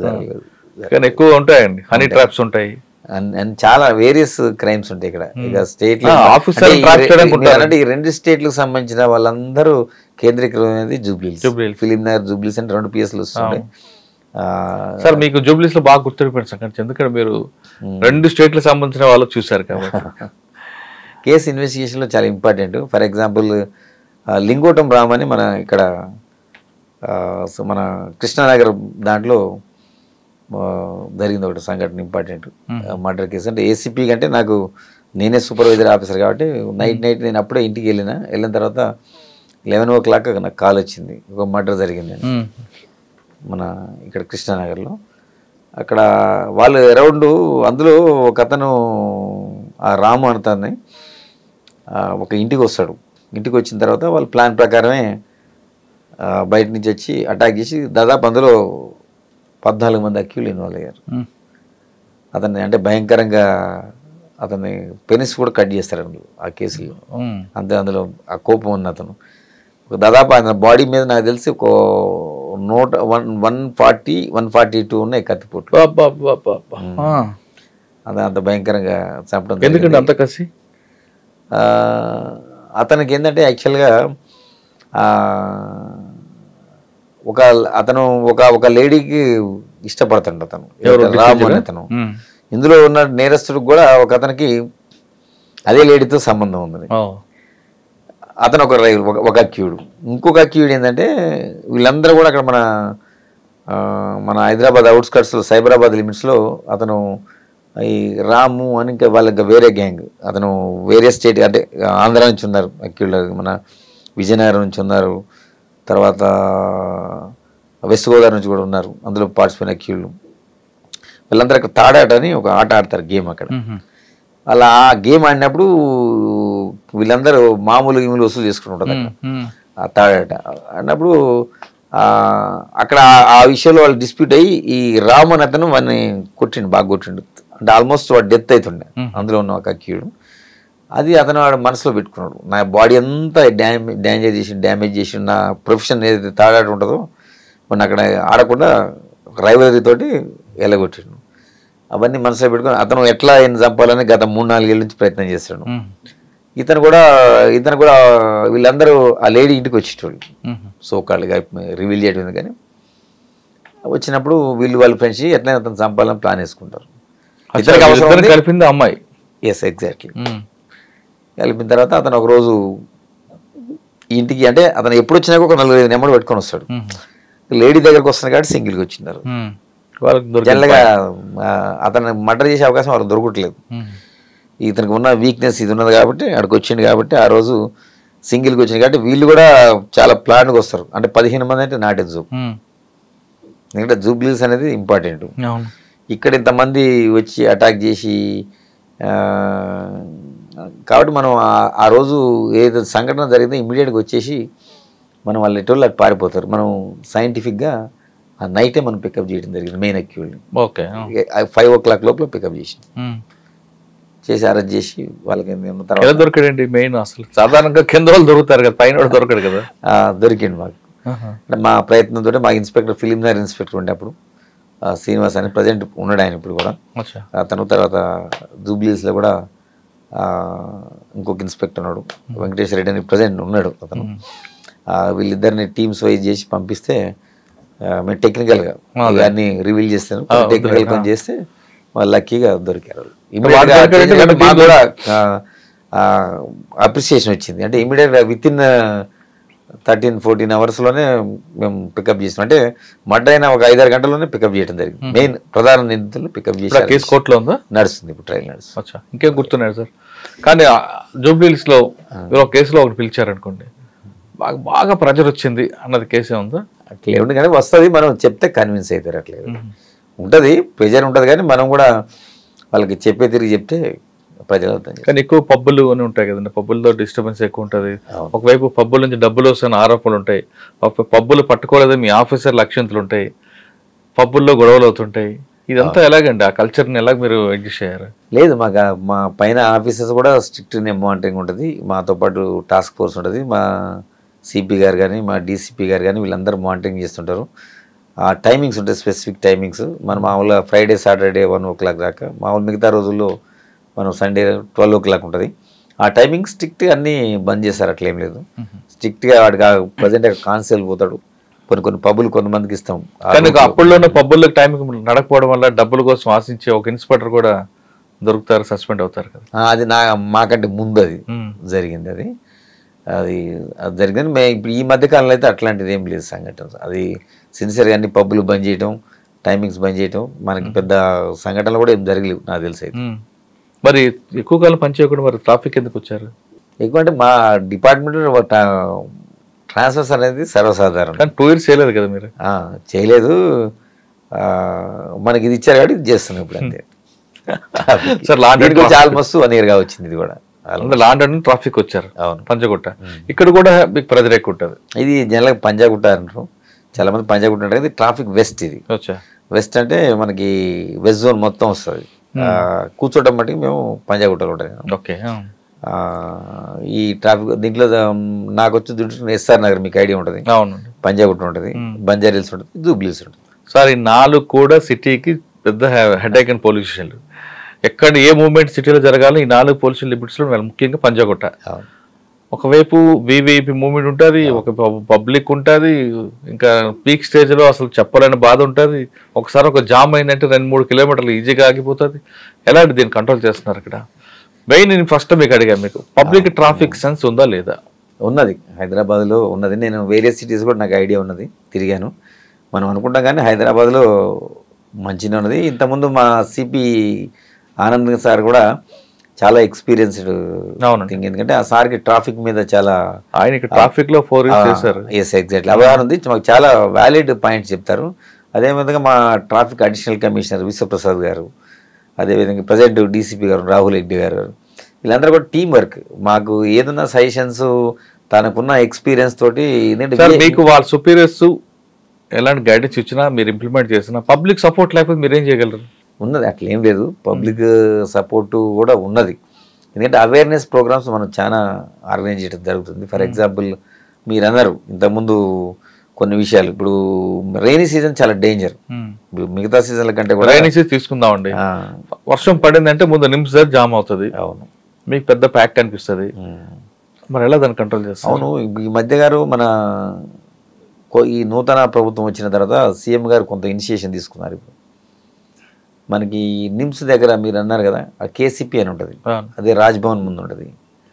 అవి పెద్ద ఇప్పుడు సీఎం సార్ రావడం వచ్చిన తర్వాత అవి చూసి అక్కడ వాటర్ హెవీగా వచ్చిన తర్వాత అంతా దానికి ఏం చేసిన కనెక్టివిటీ పెద్ద మీకు తెలియదు, చాలామంది తెలియదు. అది ఇప్పుడు నెక్స్ట్ రైనీ సీజన్లో అట్లా అయ్యే అవకాశం ఉండదు. ఎందుకంటే సంపు కట్టారు, చాలా పెద్ద హెవీ సంపులు కట్టారు మీ కేసీపీ కింద అండర్ గ్రౌండ్ కట్టి, వర్షం నీరంతా వచ్చి అది కనెక్టివిటీ అయ్యి మళ్ళీ హుస్సేన్ సాగర్ పోయేటట్టు అండర్ గ్రౌండ్ పైపులు కూడా వేయడం జరిగింది. అక్కడ కట్టారు, తర్వాత సెక్రటరీ దగ్గర కట్టారు.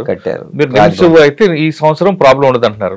అది అమీర్పేట కూడా సేమ్ ప్రాబ్లం ఉంటుంది, కొంచెం ముందుకు వెళ్ళక ఈఎస్ఎస్ సేమ్ ప్రాబ్లం ఉంటుంది. అమీర్పేట మనకి ఉన్నది. ఫర్ ఎగ్జాంపుల్ అమీర్పేట మీరు అన్నది కరెక్ట్, అది యూసుఫ్ కూడా వచ్చేది ఉంది కదా, అది మైత్రి వనం దగ్గర కూడా మనకి అవుతుంది. అక్కడ మైత్రి వనం కన్నా ముందు మీకు అమీర్పేట బస్ స్టాండ్ దాటిన తర్వాత ఒకటి ఉంటుందండి. అమీర్పేట అంటే టువర్డ్స్ మీరు ఎర్రగడ్డ వైపు అన్నారా, ఇటు అమీర్పేట నుంచి పంజాగుట్ట వైపు? పంజాగుట్ట వైపు. మీకు అక్కడ అది మేజర్ ఏముండదు, తొందరనే పోతే మన కింద అడి కూడా లిటిల్ బిట్ కట్టారు సంపులు.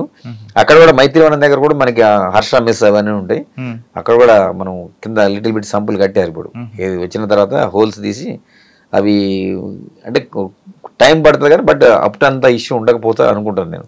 మన నెక్స్ట్ రైనీ మనం అబ్జర్వ్ చేయొచ్చు. సార్ వెహికల్స్ పెరుగుతున్నాయి, రోడ్ స్పేస్ పెరగట్లేదు, మరి ఎలా? అంటే మనకి హైదరాబాద్ అనేది ఇప్పుడు షాపింగ్ కాంప్లెక్స్ తీసుకోండి, అక్కడ పార్కింగ్ అంతా రోడ్డు మీద ఉంటుంది, సెల్లార్లో ఉన్న పార్కింగ్ ఉంటుంది. లేదు, ఇక్కడికి వచ్చిన తర్వాత మనం వాటి మీద యాక్షన్ తీసుకోవడం జరుగుతుంది. మనం అడుగుతారు రిపోర్ట్ మీరు అన్నట్టు. హైదరాబాద్ అనేది ఎప్పుడు అప్రతిహతంగా పెరిగిపోతుంది సిటీ అనేది. మనకి సైబరాబాద్ కనెక్షన్ ఫర్ ఎగ్జాంపుల్ మనకి జూబ్లీస్ నుంచి ఇప్పుడు కేబుల్ బ్రిడ్జ్ వచ్చిన తర్వాత మెజారిటీ వెహికల్స్ మనకి అటు వెళ్తున్నాయి.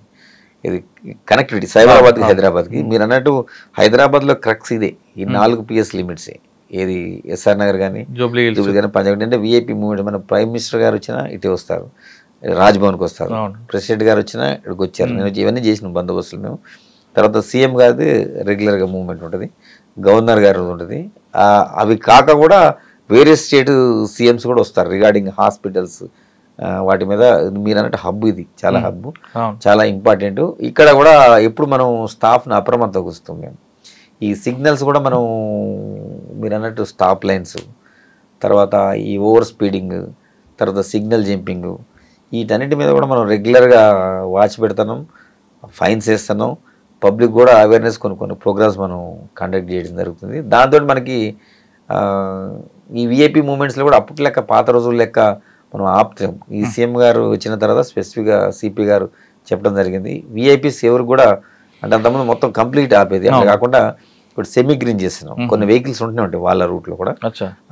ఇది ఓన్లీ ఈవెన్ సీఎం గారు కూడా స్వయంగా చెప్పడం జరిగింది, ఇది సెమీ గ్రీన్లో వెళ్తాం, నేను నా గురించి ట్రాఫిక్ ఆపొద్దు అనేది వచ్చింది. అందుకని మినిమైజ్ చేసి మనం 1.5 minutes 2 minutes కంటే ఎక్కడ కూడా ఎవరిని కూడా రిస్ట్రిక్ట్ చేయలేదు. ఆపోజిట్లో కూడా ట్రాఫిక్ నడుపుతున్నాం మీరు అబ్జర్వ్ చేశారు. ఎందుకంటే అంతకుముందు విఐపి వస్తుందంటే ఆపోజిట్ కూడా ఆపేది సీఎం గారు. ఇప్పుడు జూబ్లీస్ లో సీఎం గారు పాస్ అయ్యారు అనుకోండి, ఇంతకుముందు ఏముండదు, జూబ్లీస్ పాస్ అయితే పంజగుట్ట క్రాస్ అయ్యే వరకు, టైల్ పంజగుట్ట వచ్చే వరకు ట్రాఫిక్ ఆపేది. ఇప్పుడు ఎక్కడ ఆపుతున్నారు, ఎన్ని కిలోమీటర్ ఆపుతారు, ఎన్ని కిలోమీటర్ దానికి ఓపెన్ చేస్తారు? ఫర్ ఎగ్జాంపుల్ మనం సీఎం గారు జూబ్లీ చెక్ పోస్ట్ పాస్ అయ్యారు. ఎగ్జాక్ట్లీ నేను అదే చెప్పబోతాను మీకు. సీఎం గారు అక్కడ లెఫ్ట్ అయింది అనుకోండి, ఇక్కడ జూబ్లీస్ లో రెసిడెన్స్ దగ్గర అక్కడ కేబుల్ బ్రిడ్జ్ ఉంటుంది, దాన్ని ఆపుతాం. జస్ట్ ఆయన 45 జంక్షన్ ర్యాంక్లో అది రిలీజ్ చేసేస్తాం. అతను 45 జంక్షన్ నుంచి సీఎం సార్ కాన్వాయ్ మనం ఫర్ ఎగ్జాంపుల్ చెక్ పోస్ట్ వచ్చింది అనుకో, ఆ 45 రిలీజ్ చేస్తాం బ్యాక్ ఏమంటే జస్ట్ చెక్ పోస్ట్ నుంచి అతను ఎన్టీఆర్ భవన్ రాంగ్లోనే కాన్వాయ్ మేము మళ్ళీ ఇది ఇక్కడ ఎన్టీఆర్ భవన్ రాకముందు పంజగుట్ట ఆపుతారా, ఎన్టీఆర్ భవన్ వరకు ఆపుతారా? ఎన్టీఆర్ భవన్ వరకు అంటే ఒక్కొక్క జంక్షన్ ఆపుతున్నాం. 4 జంక్షన్ ఎగ్జాక్ట్లీ 4 జంక్షన్లు నాకు తెలిసి ఒక 10-15 నిమిషాలు ఆపేది. ఇప్పుడు నాట్ 1.5 minutes 2 minutes అంతే. అది కూడా జంక్షన్ టు జంక్షన్. సీఎం గారు కూడా కోఆపరేట్ చేస్తున్నారు బాగా ఎందుకంటే ప్రజలు బాగా ఇబ్బంది పడుతున్నారు. దీన్ని ఆపటం వల్ల మినిమైజ్ చేయాలి. అవసరమైతే నేను ట్రాఫిక్లో కూడా పోతాను ఒక్కోసారి. సార్ మమ్మల్ని ఎప్పుడైనా ట్రాఫిక్లో వెహికల్స్ వచ్చినా కానీ సీఎం గారు అది ఇప్పుడు ఉదయం 8 గంటలకు డ్యూటీ ఎక్కారు మీ వాళ్ళు, అసలు ట్రాఫిక్ పోలీస్ అనేది ఫేస్ ఆఫ్ పోలీస్. ఫస్ట్ మనం అక్కడి నుంచి స్టార్ట్ అవుద్ది. మిగతా లా అండ్ ఆర్డర్ అనేది సెకండరీ ఉంటారు. Face of police and traffic. అటువంటి ట్రాఫిక్ వాళ్ళకి మీ మెన్ గురించి పొద్దున్న డ్యూటీకి మధ్యాహ్నం 8 hours దాటిన తర్వాత 8 hours దిగిపోవడానికి ఉంటుంది. వాళ్ళు ఒక్కొక్కసారి 12 గంటలు చేస్తారు, 14 గంటలకు చేసే రోజులు కనిపిస్తాయి. వాళ్ళకి ఫస్ట్ వచ్చినప్పుడు ఉన్నంత బలం క్రమేపీ తగ్గుతుంది. ఏ మనిషికి తగ్గుతుంది, అందులో వాళ్ళకి ఇంకా ఎక్కువ తగ్గుతుంది. రకరకాల హారన్లు, రకరకాల వ్యక్తులు, రకరకాల మనుషులు, ఆర్గ్యుమెంట్స్. వాళ్ళు ఆ స్టేజ్కి వచ్చిన తర్వాత ఏదో ఒక వ్యక్తి చిన్న తప్పు చేశాడు అనుకోండి, వెంటనే వాళ్ళకి ఛార్జ్ మేము ఇవ్వడం ఎంతవరకు న్యాయం అంటారు? అంటే ఇప్పుడు మనకి ఏంటంటే ఇప్పుడు మిగతా ఇప్పుడు అదే చెప్తున్నాను. ఇప్పుడు లా అండ్ ఆర్డర్లో ఉన్నది అనుకోండి, టైమింగ్స్ ఏమి ఉండదు. ఏదైనా ఇష్యూ అయితే ఇమీడియట్గా ఎనీ టైం రావాల్సింది. ఇక్కడ మన ట్రాఫిక్ ఏంటంటే మీరు అన్నట్టు కొంత సిపి గారు అది ఆలోచన చేసుకొని వాళ్ళకి ప్రభుత్వాన్ని కన్విన్స్ చేసి 30% శాలరీ కూడా వాళ్ళకి ఎక్కువ. మార్నింగ్ 8 to 2 o'clock ఉంటుంది వాళ్ళకి డ్యూటీ. తర్వాత వాళ్ళు దిగి వెళ్ళినంటే నెక్స్ట్ డే 2 o'clock అవుతుంది. అంటే మధ్యలో రెస్ట్ కూడా దొరుకుతుంది వాళ్ళకి. కాబట్టి ఏంటంటే ప్రజలకి లాభం చేకూర్చాలంటే వాళ్ళకి రెస్ట్ కూడా చూసుకుంటా మనము సిగ్నల్స్ మీదే ఎక్కువ డిపెండ్ అవుతుంది. Signals functioning important. వీళ్ళు చేసుకుంటుంటారు. ఒకవేళ వీళ్ళున్నాక మనం దానికి తగ్గట్టు మనం అంబరిలాస్ ఈసీపీ గారు ఆలోచన అంబరిలాస్ కూడా కొన్ని ఎరెక్ట్ చేయడం జరిగింది. ఏదైనా కావాలని కూడా దాంట్లో కూర్చొని కొంచెం కరెక్ట్ సార్. మీరు ఎంత చేసినా మంచినీళ్ళు, వాటర్, సమ్మర్లో అయితే వాటర్ బాటిల్ ఇస్తారు, గ్లూకోన్ బాటిల్ ఇస్తారు, బటర్ మిల్క్ కూడా ఇస్తారు, అన్నీ ఇస్తారు. కానీ ఉదయం 8 గంటలకు వచ్చినప్పుడు అంత ఓపికగా ఉన్న ఆయన క్రమేపీ తగ్గుతుంది. ఏ మనిషికి తగ్గుతుంది. ఆ టైంలో వచ్చి ఒక ప్రతి వెహికల్ కూడా ఆపితే ఆర్గ్యుమెంట్ ఎక్కువ ఉంటుంది. ఆర్గ్యుమెంట్లో ఎక్కడో కొంచెం బరస్ట్ అవుతారు. అది పట్టుకొని వెంటనే ఛార్జ్ మెమో ఇస్తే వాళ్ళ మొరాలిటీ దెబ్బతింటుంది కదా. ఛార్జ్ మెమో ఏమి ఇయ్యరు. అంటే కంప్లైంట్ చేస్తే దాంట్లో ఇంటెన్సిటీ చూస్తాం మనం. అతను యాక్సిడెంటల్గా అనడా లేకపోతే వేరే విధంగా బిహేవ్ చేసిండా, ఆ ఇద్దరు సందర్భాన్ని మనం విచారణ చేయమంటారు మమ్మల్ని కూడా. అట్లా ఉన్నప్పుడే మనం ఫెరోషియస్గా ఉన్న వాళ్ళనే మనం యాక్షన్ తీసుకుంటాం. కానీ ఏదో మీరు అన్నట్టు కొంచెం అలసిపోయి కావాలని ఇంటెన్షనల్గా ఇబ్బంది పెట్టకుండా యాక్సిడెంటల్గా అయినప్పుడు మనం కూడా సాఫ్ట్గా తీసుకుంటాం. వచ్చిన వ్యక్తి ప్రతి వెహికల్ కూడా ఆపగానే ముందు ఆర్గ్యుమెంట్ చేస్తాడు కదా, తప్పు ఒప్పుకొని మాట్లాడు. నీ పేరు ఏం పేరు, నువ్వు ఏ పోస్ట్, నీకు ట్రాన్స్ఫర్ చేస్తా, ఇన్ని రకాలుగా అన్ని ఇరిటేషన్ తెప్పిస్తాడు. పోలీస్ అన్నప్పుడు పేషెన్స్. మీకు ఇటువంటి సంఘటనలు ఎదురయ్యా? జరుగుతుంది. ఆర్గ్యుమెంట్ చేస్తారు. కంట్రోల్ చేస్తారు. చేసినప్పుడు మేము ఎప్పుడు చెప్తాం, మా స్టాఫ్ కూడా ఎప్పుడు కూడా స్మైలింగ్ ఫేస్ తోటి ఆన్సర్ చేయండి. వాళ్ళు మనకు శత్రువులు కాదు కదా, వాళ్ళు వైలేటర్స్, వాళ్ళు నేరస్తులు కాదు. మా సిపి సార్ పైన చెప్తాడు, నేను కూడా చెప్తా. వాళ్ళంతా రూల్స్ వైలేట్ చేస్తున్నారు, but they are not offenders. బేసికల్గా మనం ఆ కోణంలో వాళ్ళని చూడాలి. ఎవరైతే ఆర్గ్యుమెంట్ చేసేటోళ్ళు వాళ్ళు దే ఆర్ నాట్ అఫెండర్స్, నేరస్తులు కాదు. మీకు ఈ వర్డ్ అర్థమై ఉంటుంది. అవును, వాళ్ళు ఓన్లీ వైలేటర్స్.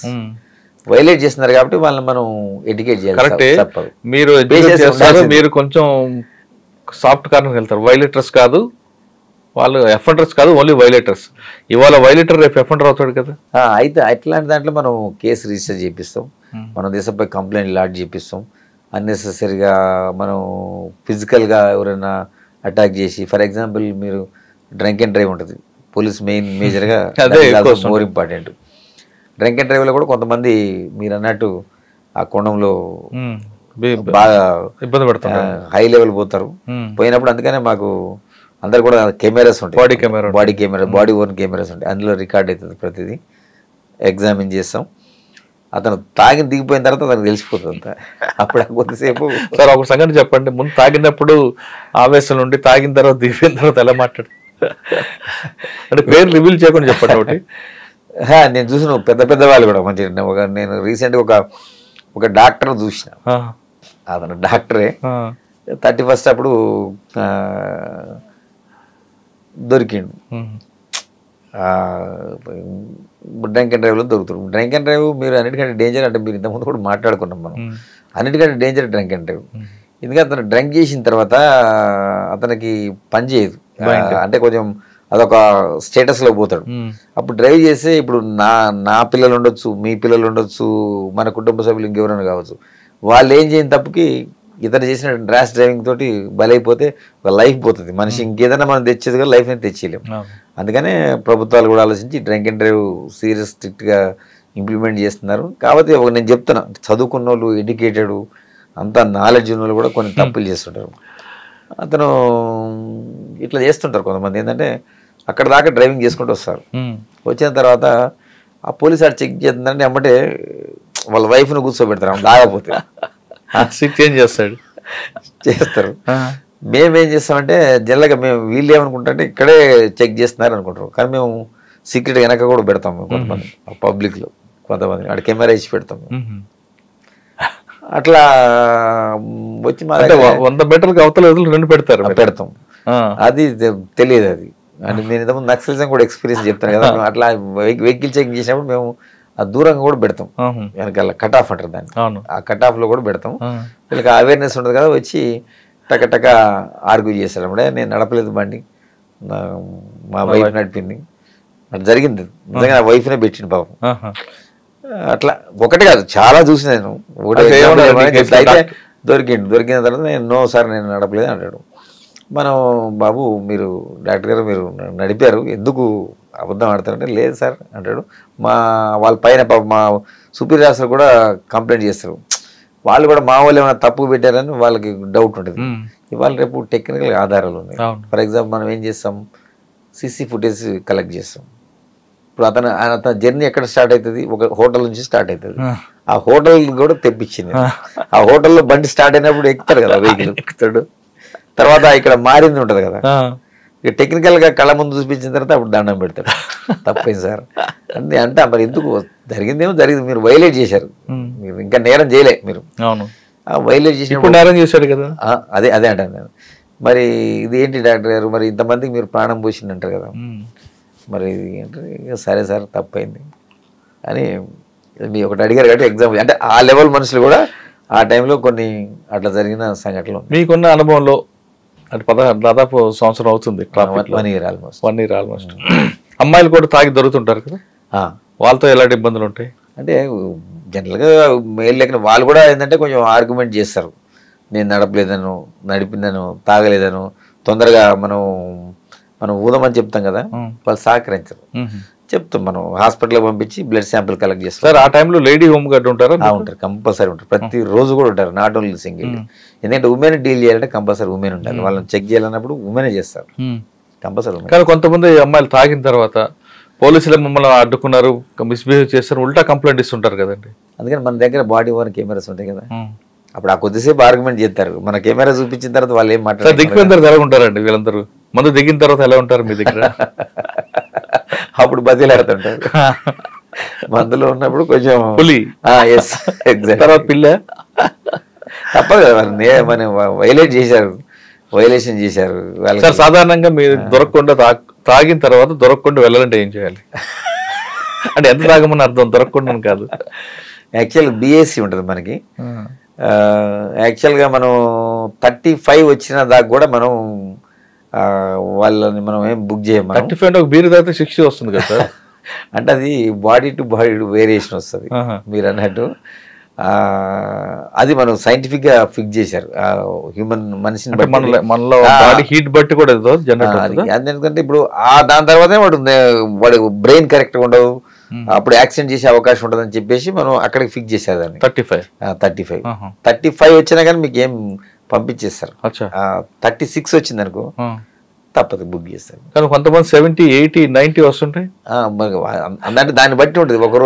మనం మీరు అన్నట్టు అక్కడ కోర్టుకు పంపించిన తర్వాత మనకి 200 క్రాస్ అయింది అనుకోండి, 100 క్రాస్ అయింది అనుకోండి, అప్పుడు 2-3 రోజులు జైలు శిక్ష పెరుగుతుంది. అప్పుడు మనకి 100 లోపు అయితే వాళ్ళకి జస్ట్ మేజిస్ట్రేట్ కూడా ఫైన్ వేస్తారు. సార్ కొంతమంది ఆర్గ్యుమెంట్ ఏం చేస్తారంటే, నేను ఉదయం తాగాను, పోలీసులు రాత్రి చెక్ చేశారు, లేదు నిన్న తాగాను, ఇవాళ రాత్రి చెక్ చేశారు, నేను ఇవాళ అసలు తాగలేదు అంటారు. అంటే నిన్న తాగింది కూడా బాడీలో ఉంటుందా? ఉంటుంది, కొంతమందికి ఉంటుంది. కొంతమంది బీరు తాగేవండి, బీరులో వాటర్ కలుపుకొని తాగి ఆయన పట్టుకున్నారంటారే. ఆయన మిషన్ ఇంపార్టెంట్ కదా, మన బ్రీత్ అనలైజర్ ఇంపార్టెంట్. ఇప్పుడు అతను చెప్పడం ఆర్గ్యుమెంట్ వేరు, మన బ్రీత్ అనలైజర్ లో వస్తే మనమేం కూడా ఏం చేయలేదు కదా, రికార్డెడ్ అది. ఒకసారి వేసిన తర్వాత మనకి ఆన్లైన్ వెళ్ళిపోద్ది. నేను కొంతమంది ఆర్గ్యుమెంట్ ఏం చేస్తారంటే, భార్య ఇంట్లో తాగితే భార్య కొడుతుంది, బయట తాగితే మీరు పట్టుకుంటారు, మరి ఎక్కడ తాగాలి అని క్వశ్చన్ వచ్చింది. అందుకని మనం చెప్తున్నాం కదా, ఇప్పుడు తాగమని ప్రభుత్వం అనుమతి ఇచ్చింది, కరెక్ట్, ప్రభుత్వానికి ఆధారం వస్తుంది అంటారు. అది నిజమే, ఇప్పుడు మీరు చెప్పింది వాస్తవమే. కానీ ఇప్పుడు ఏం చేయమని చెప్తున్నా, నువ్వు ఉన్నప్పుడు డ్రైవర్ని ఎంగేజ్ చేసుకోవాలి. అంత డబ్బులు నా దగ్గర ఉంటే నేను ఎందుకు క్వార్టర్ తాగుతానంటాడు. అట్లాంటప్పుడు ఇంట్లోనే తాగాలి. ఇంట్లో తాగితే పెళ్ళం కొడుతుంది కదా. కరెక్ట్గా అట్లా నేరం చేస్తే వేరే వాళ్ళు బలి అయిపోతారు కదా, ప్రాణం పోతుంది కదా. మీరు అన్నది నిజమే. అది వాళ్ళు జనరల్గా సరదా ఆర్గ్యుమెంట్ చేయడానికి పనికి వస్తుంది. అంటే సరదాని కాదండి, కొంతమంది ఆ రోజు మందు వేస్తేనే బాడీ పనిచేస్తుంది. అంటే రోజు కష్టపడి ఉంటాడు, అలసిపోయి ఉంటారు, తాగితే నిద్ర వస్తుందని కొంతమందికి దానికి అడిక్ట్ అయి ఉంటారు. అటువంటి వాళ్ళకి ఇది తప్పదు, వాళ్ళు ఇంటికి పోయి లేదు నడుచు కూడా పోవాలి కాదు. నడుచుకొని వెళ్తే మరి స్టెప్స్ మరి వేరే మార్గం లేదు కదా, వాళ్ళు నడుచుకుంటూ పోతేనే సేఫ్ సైడ్ మనకి. డ్రంక్ అండ్ డ్రగ్స్ కాస్త పక్కన పెడతాం. ట్రాఫిక్ వైలేటర్స్ కి ఒక్కొక్క కేసు చెప్తాను. సాధారణ 9 రకాలు ఉంటాయండి. హెల్మెట్ లేకుండా రోడ్డు మీదకి వస్తే ఒక ప్రమాదం జరిగింది అనుకోండి, ఆయన వరకే అది స్టిక్ అయి ఉంటుంది, ఎదుటి వ్యక్తికి ఇబ్బంది ఉంటుంది, అవునా? కానీ హెల్మెట్ పెట్టుకోవడం కూడా మస్ట్. హెల్మెట్ పెట్టుకోకపోవడం చనిపోయిన వాళ్ళ గురించి ఒక కేసు చెప్పండి. రీసెంట్గా మనం లైఫ్ స్టైల్ దగ్గర ఉన్నది, ఒక ఫాదరు ఒక డాటరు ఇద్దరు కూడా వస్తున్నారు. ఇది కాలేజీకి పంపించడం గురించి వస్తున్నారు వాళ్ళు. అతను హెల్మెట్ లేదు, ఆ అమ్మాయి కూడా హెల్మెట్ లేదు. వచ్చారు ఆ రోడ్డు మీద, మన లైఫ్ స్టైల్ అంటే బేగంపేట ఫ్లైఓవర్ నుంచి కింద దిగంగా పడిపోయారు. పడిపోయిన తర్వాత వెనక నుంచి వేరే 4 వీలర్ వచ్చింది, వాళ్ళకి తెలియదు కదా. ఇతను పడిపోయిన తర్వాత కింద పడిన తర్వాత అమ్మాయి అడ్డుపడ్డది, ఫాదర్ వచ్చి ఇటుపడ్డాడు. ఆ అమ్మాయి మీద నుంచి పోయింది అది వెహికల్. అందుకే నేను ఇచ్చే సలహా ఏంటంటే, నాట్ ఓన్లీ డ్రైవింగ్ చేసే కంటే పైలట్ రైడర్ కూడా పెట్టుకోవాలి కంపల్సరీ. పెట్టుకుంటే అన్నిటికంటే మన లైఫ్, మన బాడీలో ఇంపార్టెంట్ హెడ్. ఇప్పుడు అదే హెల్మెట్ పెట్టుకొని ఉన్నాను అనుకోండి, అట్లా బతికిన సంఘటనలు కూడా ఉంది నేను చూసిన ప్రత్యక్షంగా. సింపుల్ ఇంజురీస్ అయితే మన లైఫ్ సేవ్ చేసుకోవచ్చు ఫస్ట్. కానీ కొంతమంది హెల్మెట్ పెట్టుకుంటే హెయిర్ పాడవుతుందని, హెయిర్ ఫాలింగ్ అవుతుందని, ఇటువంటి రీజన్స్తో పెట్టుకోరండి. హెల్మెట్ ఉందని ఉంటుంది, బండి డిక్కీలో ఉంటుంది లేదా ఇంట్లో ఉంటుంది. అవును, కరెక్ట్, మీరు చెప్పింది వాస్తవం. ఈ మధ్య రీసెంట్ కొంతమంది డాక్టర్స్ కూడా చెప్పారు నాకు తెలిసి, కొంతమంది మన ఇంపార్టెంట్ డాక్టర్ చెప్పారు అది తప్పు. అది హెల్మెట్ పెట్టుకోవడం వల్ల మనకి హెయిర్ ఫాల్ అనేది సైంటిఫికల్లీ నాట్ ట్రూ అని చెప్తున్నారు. దానికి మనం వేరే అది కారణంతో చెప్తున్నారు, అది సైంటిఫిక్ నాట్ ట్రూ అంటే.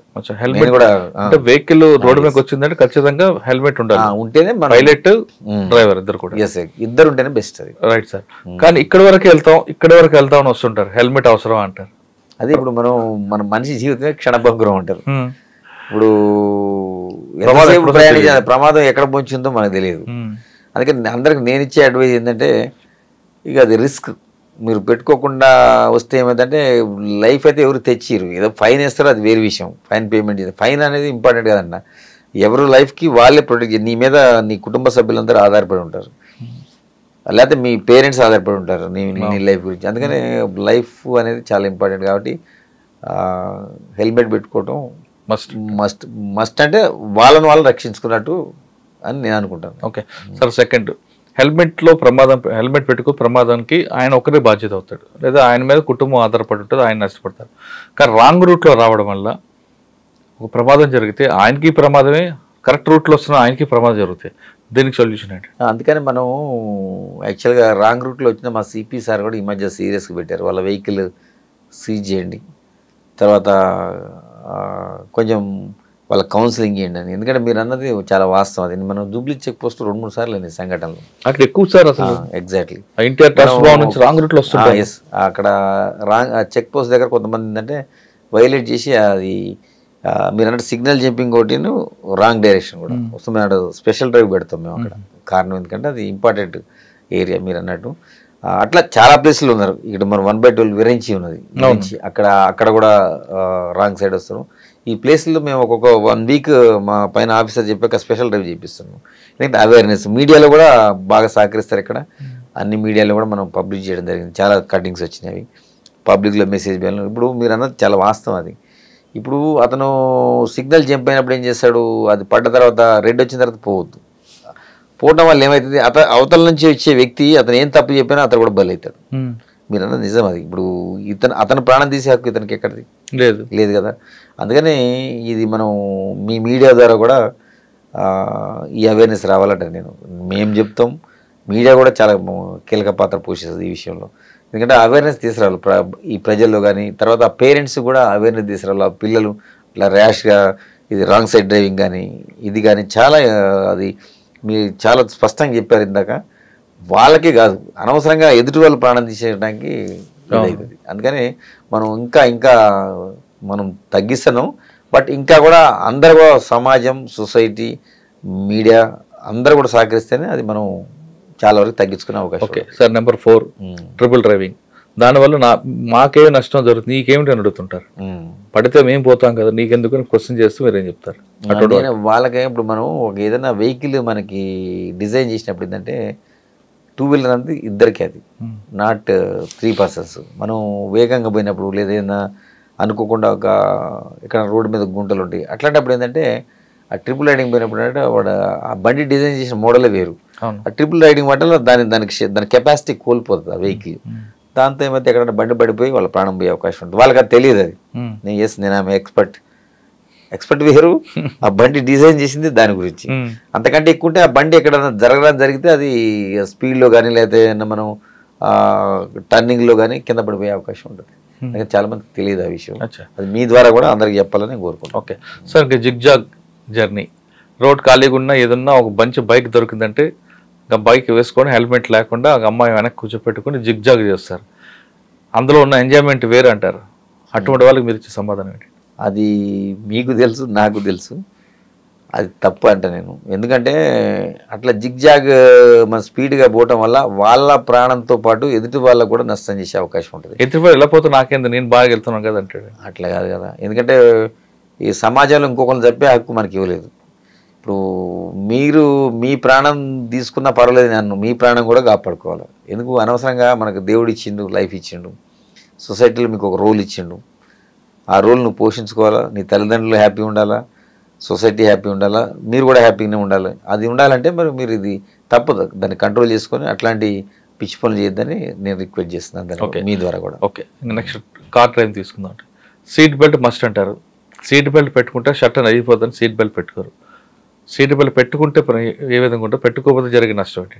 ఫర్ ఎగ్జాంపుల్ చాలా కేసులు చూశారు, నేను చూసిన ప్రత్యక్షంగా, మీడియా సోదరులు కూడా చాలాసార్లు అబ్జర్వ్ చేశారు. సీట్ బెల్ట్ పెట్టుకోవడం వల్ల ఏంటంటే మనం ఎప్పుడు చాలా మందికి లైఫ్ సేవింగ్ అయింది. ఫ్రాక్చర్లు కావచ్చు, వాటి ఫ్రాక్చర్లు అయితే మనం సర్జరీ చేసి ఇది చేసుకోవచ్చు. ఆ వెహికల్లోంచి విండోలోంచి బయటపడి చనిపోయిన సంఘటనలు ఉన్నాయి. అయ్యో, అదే సీట్ బెల్ట్ ఉంటే మనకి ఏంటంటే ప్రొటెక్షన్ ఎక్కువ ఉంటుంది. మనం షర్ట్ తీరితే ఇంకో షర్ట్ కొనుక్కోవచ్చు, ఇంకొక డ్రెస్ కొనుక్కోవచ్చు, ఇంకేం చేసుకోవచ్చు. కానీ లైఫ్ అనేది చాలా ఇంపార్టెంట్. అందుకని ఏంటంటే మనం, నా సలహా ఏంటంటే, నా రిక్వెస్ట్ కూడా ఏంటంటే సీట్ బెల్ట్ పెట్టుకుంటే ఏదైనా ప్రమాదం అనుకోకుండా జరిగింది అనుకోండి ప్రమాదం, అప్పుడు మనం లైఫ్ సేవింగ్కి 90% అవకాశం. అంటే సైంటిఫిక్ బెలూన్స్ ఓపెన్ అవుతాయి. మీకు సీట్ బెల్ట్ పెట్టుకుంటే ఆటోమేటిక్ కనెక్టివ్ ఉంటుంది, లేదా అదర్వైజ్ టెక్నికల్గా అవి ఓపెన్ కావు. అది ఫ్రంట్ కూర్చున్న వాళ్ళకి. నేను బ్యాక్ కూర్చున్న వాళ్ళకి కూడా చెప్తాను. నేను చాలా సంఘటనలో మనకి మన సీట్ బెల్ట్ పెట్టుకున్న వాళ్ళు లైఫ్ సేవ్ కావటం జరిగింది. సార్, కొంతమంది కార్లకి బంపర్లు పెట్టుకుంటారు షో కోసం, కానీ బంపర్ గుద్దితే బండి డ్యామేజ్ కాదు, కానీ స్కానర్స్ పనిచేయడం వల్ల బెలూన్స్ ఓపెన్ అవ్వు. మరి పెట్టుకోమంటారా వద్దంటారా? అదే, అట్లా బంపర్స్ పెట్టుకోవడం కరెక్ట్ కాదు. ఎందుకంటే మన వెహికల్ డిజైన్ చేసిందే ఇప్పుడు ఆర్టీఏ కానీ ప్రభుత్వం కానీ కొన్ని అప్రూవ్డ్ ఉంటాయి. ఇవన్నీ ఎక్స్ట్రా ఫిట్టింగ్స్. ఇవన్నీ పెట్టుకోవడం వల్ల ఏంటంటే ఎప్పుడన్నా జరగడానికి చిన్న యాక్సిడెంట్లు అయినప్పుడు కూడా అవి తగలడం వల్ల కూడా ఎక్కువ స్పీడ్తో తగిలి ఎదుటి వాళ్ళకి ఎక్కువ ప్రమాదం జరిగే అవకాశం ఉంటుంది. కాబట్టి మనకి ఏదైతే వెహికల్ డిజైన్ చేశారో దాన్నే ఫాలో కావాలి ప్రతి ఒక్కళ్ళు. ఎందుకంటే ప్రమాదం జరిగినప్పుడు దాని ఇంటెన్సిటీ తెలుస్తుంది. ఓకే సార్, ఇంకా 2 వీలర్ కానీ 4 వీలర్ కానీ సెల్ ఫోన్ డ్రైవింగ్, దీనివల్ల ఎక్కువ అనార్థం ఉంటుంది అంటారా, లాభం ఉందంటారా? సెల్ ఫోన్ డ్రైవింగ్ అనేది చాలా డేంజర్, అన్నిటికంటే కూడా డేంజర్ అది. ఎందుకంటే అప్పుడు మనం 4 వీలర్లో పోతున్నాడు, మనం ఫోన్ మాట్లాడకుండా మన కాన్సన్ట్రేషన్ అంతా దెబ్బతింటుంది, డ్రైవింగ్ మీద ఉండదు, రోడ్డు మీద ఉంటుంది. ఎస్, రోడ్డు మీద ఉండదు. సడన్గా మనకు ఒక వెహికల్ వస్తుంది, ఆ వెహికల్ వచ్చినప్పుడు అప్పుడు ఏం యాక్షన్ తీసుకోవాలో బ్రెయిన్ పనిచేయదు. అది అంటే మన కాన్సన్ట్రేషన్ వేరే ఉన్నది. మనం డ్రైవింగ్ చేసేటప్పుడు ఎంతసేపు ఆల్వేస్ మనం డ్రైవింగ్ మీద కాన్సన్ట్రేషన్ ఉంటే అప్పుడు మనం సేఫ్ సైడ్ ఉంటాం, సేమ్ టైం ఎదుటిలో కూడా నష్టం జరగకుండా ఉంటుంది. సెల్ఫ్ డివైడర్ గుద్దుకున్న వాళ్ళు ఉంటారు, అవతల పోయి పడిన సంఘటనలు ఉన్నాయి. నేను మీ దాంతోపాటు ఇంకోటి కూడా చెప్తాను. నేను ఆ మధ్యకాలంలో మోస్ట్లీ కామారెడ్డి రూట్లో అనుకుంటా ఒక యాక్సిడెంట్ చూసాను స్పెసిఫిక్గా. ఒక అతను పాన్ పరాక్ తీసుకొని చింపుకొని టక్కన ఇట్లా నోట్లు వేసుకుంటాడు. ఆ టైంలో ఆ ఫ్రాక్షన్ ఆఫ్ సెకండ్లోనే వెహికల్ పోయి రోడ్డు దిగిపోయి కింద పడిపోయి చనిపోవడం జరిగింది. అంటే మనం చేసే చర్యలు కూడా చూడండి, కొన్ని ఫర్ ఎగ్జాంపుల్ పెద్ద సినిమా ఇట్లా ఉన్నోళ్ళు కూడా చూసిన ఒక అతను డ్రైవింగ్ చేసుకుంటే వాటర్ బాటిల్ కోసం ఇట్లా వెనక్కి వంగుతారు, వంగి అది తీసుకుంది. ఆ క్షణంలో కూడా జరిగిన యాక్సిడెంట్లు చనిపోయిన సంఘటనలు పెద్ద ఇంపార్టెంట్ వాళ్ళు చనిపోయారు. నేను పేరు రివీల్ చేయను. అంటే మనం డ్రైవింగ్ చేసేటప్పుడు ఇవన్నీ కూడా పరిగణలో తీసుకోవాలి. చాలామంది అంటే సరదా అనుకుంటారు, సరదా కాదు అది. మనం గమ్యం పోయేది ఎందుకు, మనకు కొన్ని విషయాలు పనులు ఉంటాయి కాబట్టి పోతుంటాం. కాబట్టి దాన్ని దృష్టిలో పెట్టుకొని మనం డ్రైవింగ్ చేయాలి, కానీ సరదా అనేది ఇప్పుడు మంచిది కాదు. ఎందుకంటే ఎవరికైనా మనతో పాటు ఎదుటోళ్ళకి కూడా ఇబ్బంది అవుతుంది. సార్, హైదరాబాద్లో ఎక్కువ ట్రాఫిక్ ఉంటుంది, జామ్లు అవుతుంటాయి సాధారణంగా. ఇదేది ఇంట్లో ఒక వెహికల్ డాష్ ఇచ్చాయనుకోండి, చిన్న ఇష్యూ అవుతుంది. ఆగినప్పుడు ఆ సంఘటన జరిగినప్పుడు బండి పక్కకు తీసి మాట్లాడుకోవడం బెటర్ అంటారా, లేదు ఆ రోడ్డు మధ్యలోనే ఇద్దరు ఆర్గ్యుమెంట్ చేసుకొని మిగతా వాళ్ళకి ఇబ్బంది కలిగించడం మంచిది అంటారా? ఎప్పుడైనా నేను అందరినీ రిక్వెస్ట్ చేసేది అంటే, ఇప్పుడు చాలామంది కొన్ని అత్యవసరంగా ప్రయాణం చేసేది ఉంటుంది. అందరూ చాలామంది చాలా అపాయింట్మెంట్స్ ఉంటాయి, పనులు ఉంటాయి, ఇంటికి పోయే క్రమం ఉంటుంది. మనం ఆ రోడ్డు మధ్యలో చిన్నగా తాగుతుంది, యాక్సిడెంట్ అయినప్పుడు మనం ఆ రెండు ఫోటో తీసుకోవాలి, ఎవరు తప్పన్నది తీసుకొని ఇమీడియట్గా ఆ వెహికల్స్ ఎవరొకరు మా కాన్స్టేబుల్ ఆల్మోస్ట్ రోడ్డు మీద ఉంటారు కాబట్టి పక్కకు పోమని చెప్తారు. చాలామంది కొంతమంది వినరు. మా క్రేన్స్ కూడా రెడీ ఉంటాయి అక్కడ. ఎవరైనా వినకపోతే ఏమంటే ఆ క్రేన్స్తో వాటిని తొలగిస్తాం మేము, ఫోర్సుబుల్ కూడా. వాళ్ళు కూడా నేను చెప్పే ప్రజలకు రిక్వెస్ట్ చేసి అంటే, మనది ఒకటే స్వార్థం చూసుకోవద్దు, మిగతా ప్రజలు కూడా ప్రయాణం చేస్తుంటారు కాబట్టి ఏదైనా జరిగింది మనం ఇమీడియట్గా ఫోటో తీసుకొని మన బండి పక్కకు పెట్టుకుంటే మిగతా వాళ్ళకి సాఫీగా మనం రోడ్డు ఇచ్చినట్టే. కరెక్టే, మీరు అన్నట్లుగా యాక్సిడెంట్ జరిగింది ఫోటో తీసుకొని ఇన్సూరెన్స్కి అప్లై చేసుకోవచ్చు అంటారు. కానీ కొంతమంది ఆర్గ్యుమెంట్ చేస్తూ అక్కడే ఉండి ఇన్సూరెన్స్ అంత రాదు కాబట్టి నా బండి కాస్ట్ కూడా అక్కడ ఇవ్వాలి అంటే డ్యామేజ్ గొడవలు చేస్తుంటారండి. అదే నేను చెప్పాను కదా సార్, ఇప్పుడు అది కరెక్ట్ కాదు. ఎందుకంటే మనం ఇది హైదరాబాద్ సిటీ అనేది మన వెహికల్ అనేది కంటిన్యూ ప్రాసెస్. అది ఒక చోట ఒక 1 minute 2 minutes 3 minutes ఆగింది అనుకోండి, అది చాలా దూరం ఎఫెక్ట్ పడుతుంది ట్రాఫిక్. అవన్నీ సెట్ చేసుకుంటే మళ్ళీ 10 నిమిషాలు పడుతుంది, 15 నిమిషాలు పడుతుంది. అంటే అందరికి ఒక మనం హాఫ్ అన్ అవర్ 20 నిమిషాలు నష్టం చేసినట్టే కదా. 20 నిమిషాలు అని కాదు, వేరియస్ సీరియస్గా పోయేటోళ్ళు కొంతమంది ఉంటారు, వాళ్ళందరికీ అంబులెన్స్లు ట్రావెల్ చేస్తే ఇందులో ఇవన్నీ ఉంటాయి, వేరియస్ థింగ్స్. అందుకని దయచేసి ఎవరు కూడా అట్లా దాని గురించి పెట్టుకోవద్దు. మీకు ఇన్సూరెన్స్ ఎట్లా క్లెయిమ్ అవుతుంది, ఆటోమేటిక్గా పోలీసు రాస్తారు, కేసు రాస్తారు. సార్, ఫైనల్గా చెప్పండి, హైదరాబాద్ ప్రజలు ఇంటి నుంచి బయలుదేరి క్షేమంగా గమ్యస్థానానికి వెళ్ళాలంటే ఏం చేయమంటారు? మనం ఇవన్నీ చెప్పుకున్నాం, హైదరాబాద్ అని కాదు, ఎవరైనా సరే ఎక్కడైనా కానీ.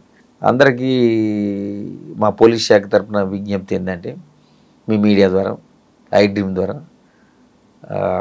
మీరు ఇంత స్పెసిఫిక్గా ఇంత లాంగ్ ఇంటర్వ్యూ తీసుకొని ప్రజలకు కూడా ఒకటి ఇది అందించాలని సదుద్దేశంతో చేస్తున్నారు కాబట్టి మీ ద్వారా మేము రిక్వెస్ట్ చేస్తున్నాం ప్రజలకి. ఇవన్నీ డ్రంక్ అండ్ డ్రైవ్ కానీ, ట్రిపుల్ రైడింగ్ కానీ, వితౌట్ హెల్మెట్ కానీ, ఇవన్నీ కూడా మీరు పాటించుకుంటూ పోతే మీ ప్రాణంతో పాటు ఎదురులో కూడా ప్రాణం సేవ్ చేసి సహాయం చేసిన వారు అవుతారు. అందుకని దయచేసి అందరూ కూడా ఈ ట్రాఫిక్ రూల్స్ పాటించి మీ గమ్యం చేరుకోవడం ఉత్తమని మీ ద్వారా నేను అందరికీ రిక్వెస్ట్ చేస్తాను. ఇంటి నుంచి బయటికి వెళ్ళిన వ్యక్తి గమ్యస్థానానికి వెళ్ళి తిరిగి ఇంటికి రావాలన్నా మీరందరూ కూడా ట్రాఫిక్ రూల్స్ పాటించండి అంటున్నారు హరిప్రసాద్ గారు. కేవలం మన ఒక్కరే కాదు, ఎదుటి వచ్చిన వ్యక్తి కూడా అతని క్షేమం కూడా రావంటికి చేరుకోవాలంటే మన డ్రైవింగే ప్రధానంగా ఉంది అంటున్నారు. మనం ఒక్కరే స్వార్థంగా వెళ్తే ఎదుటి వ్యక్తి నష్టం జరిగితే ఆ పాపం మీకే తగులుతుంది అంటూ అతను చాలా కొన్ని సంగతులు చెప్తున్నారు. ఖచ్చితంగా ట్రాఫిక్ రూల్స్ పాటించండి, మీరందరూ హ్యాపీగా ఉండాలని కోరుకుందాం. ఇది హరిప్రసాద్ గారితో ఎక్స్క్లూజివ్ ఇంటర్వ్యూ. వచ్చేవారం మరో విషయంలో మళ్ళీ కలుద్దాం. అందరికీ నమస్తే. Thank you sir, thank you very much. Welcome sir.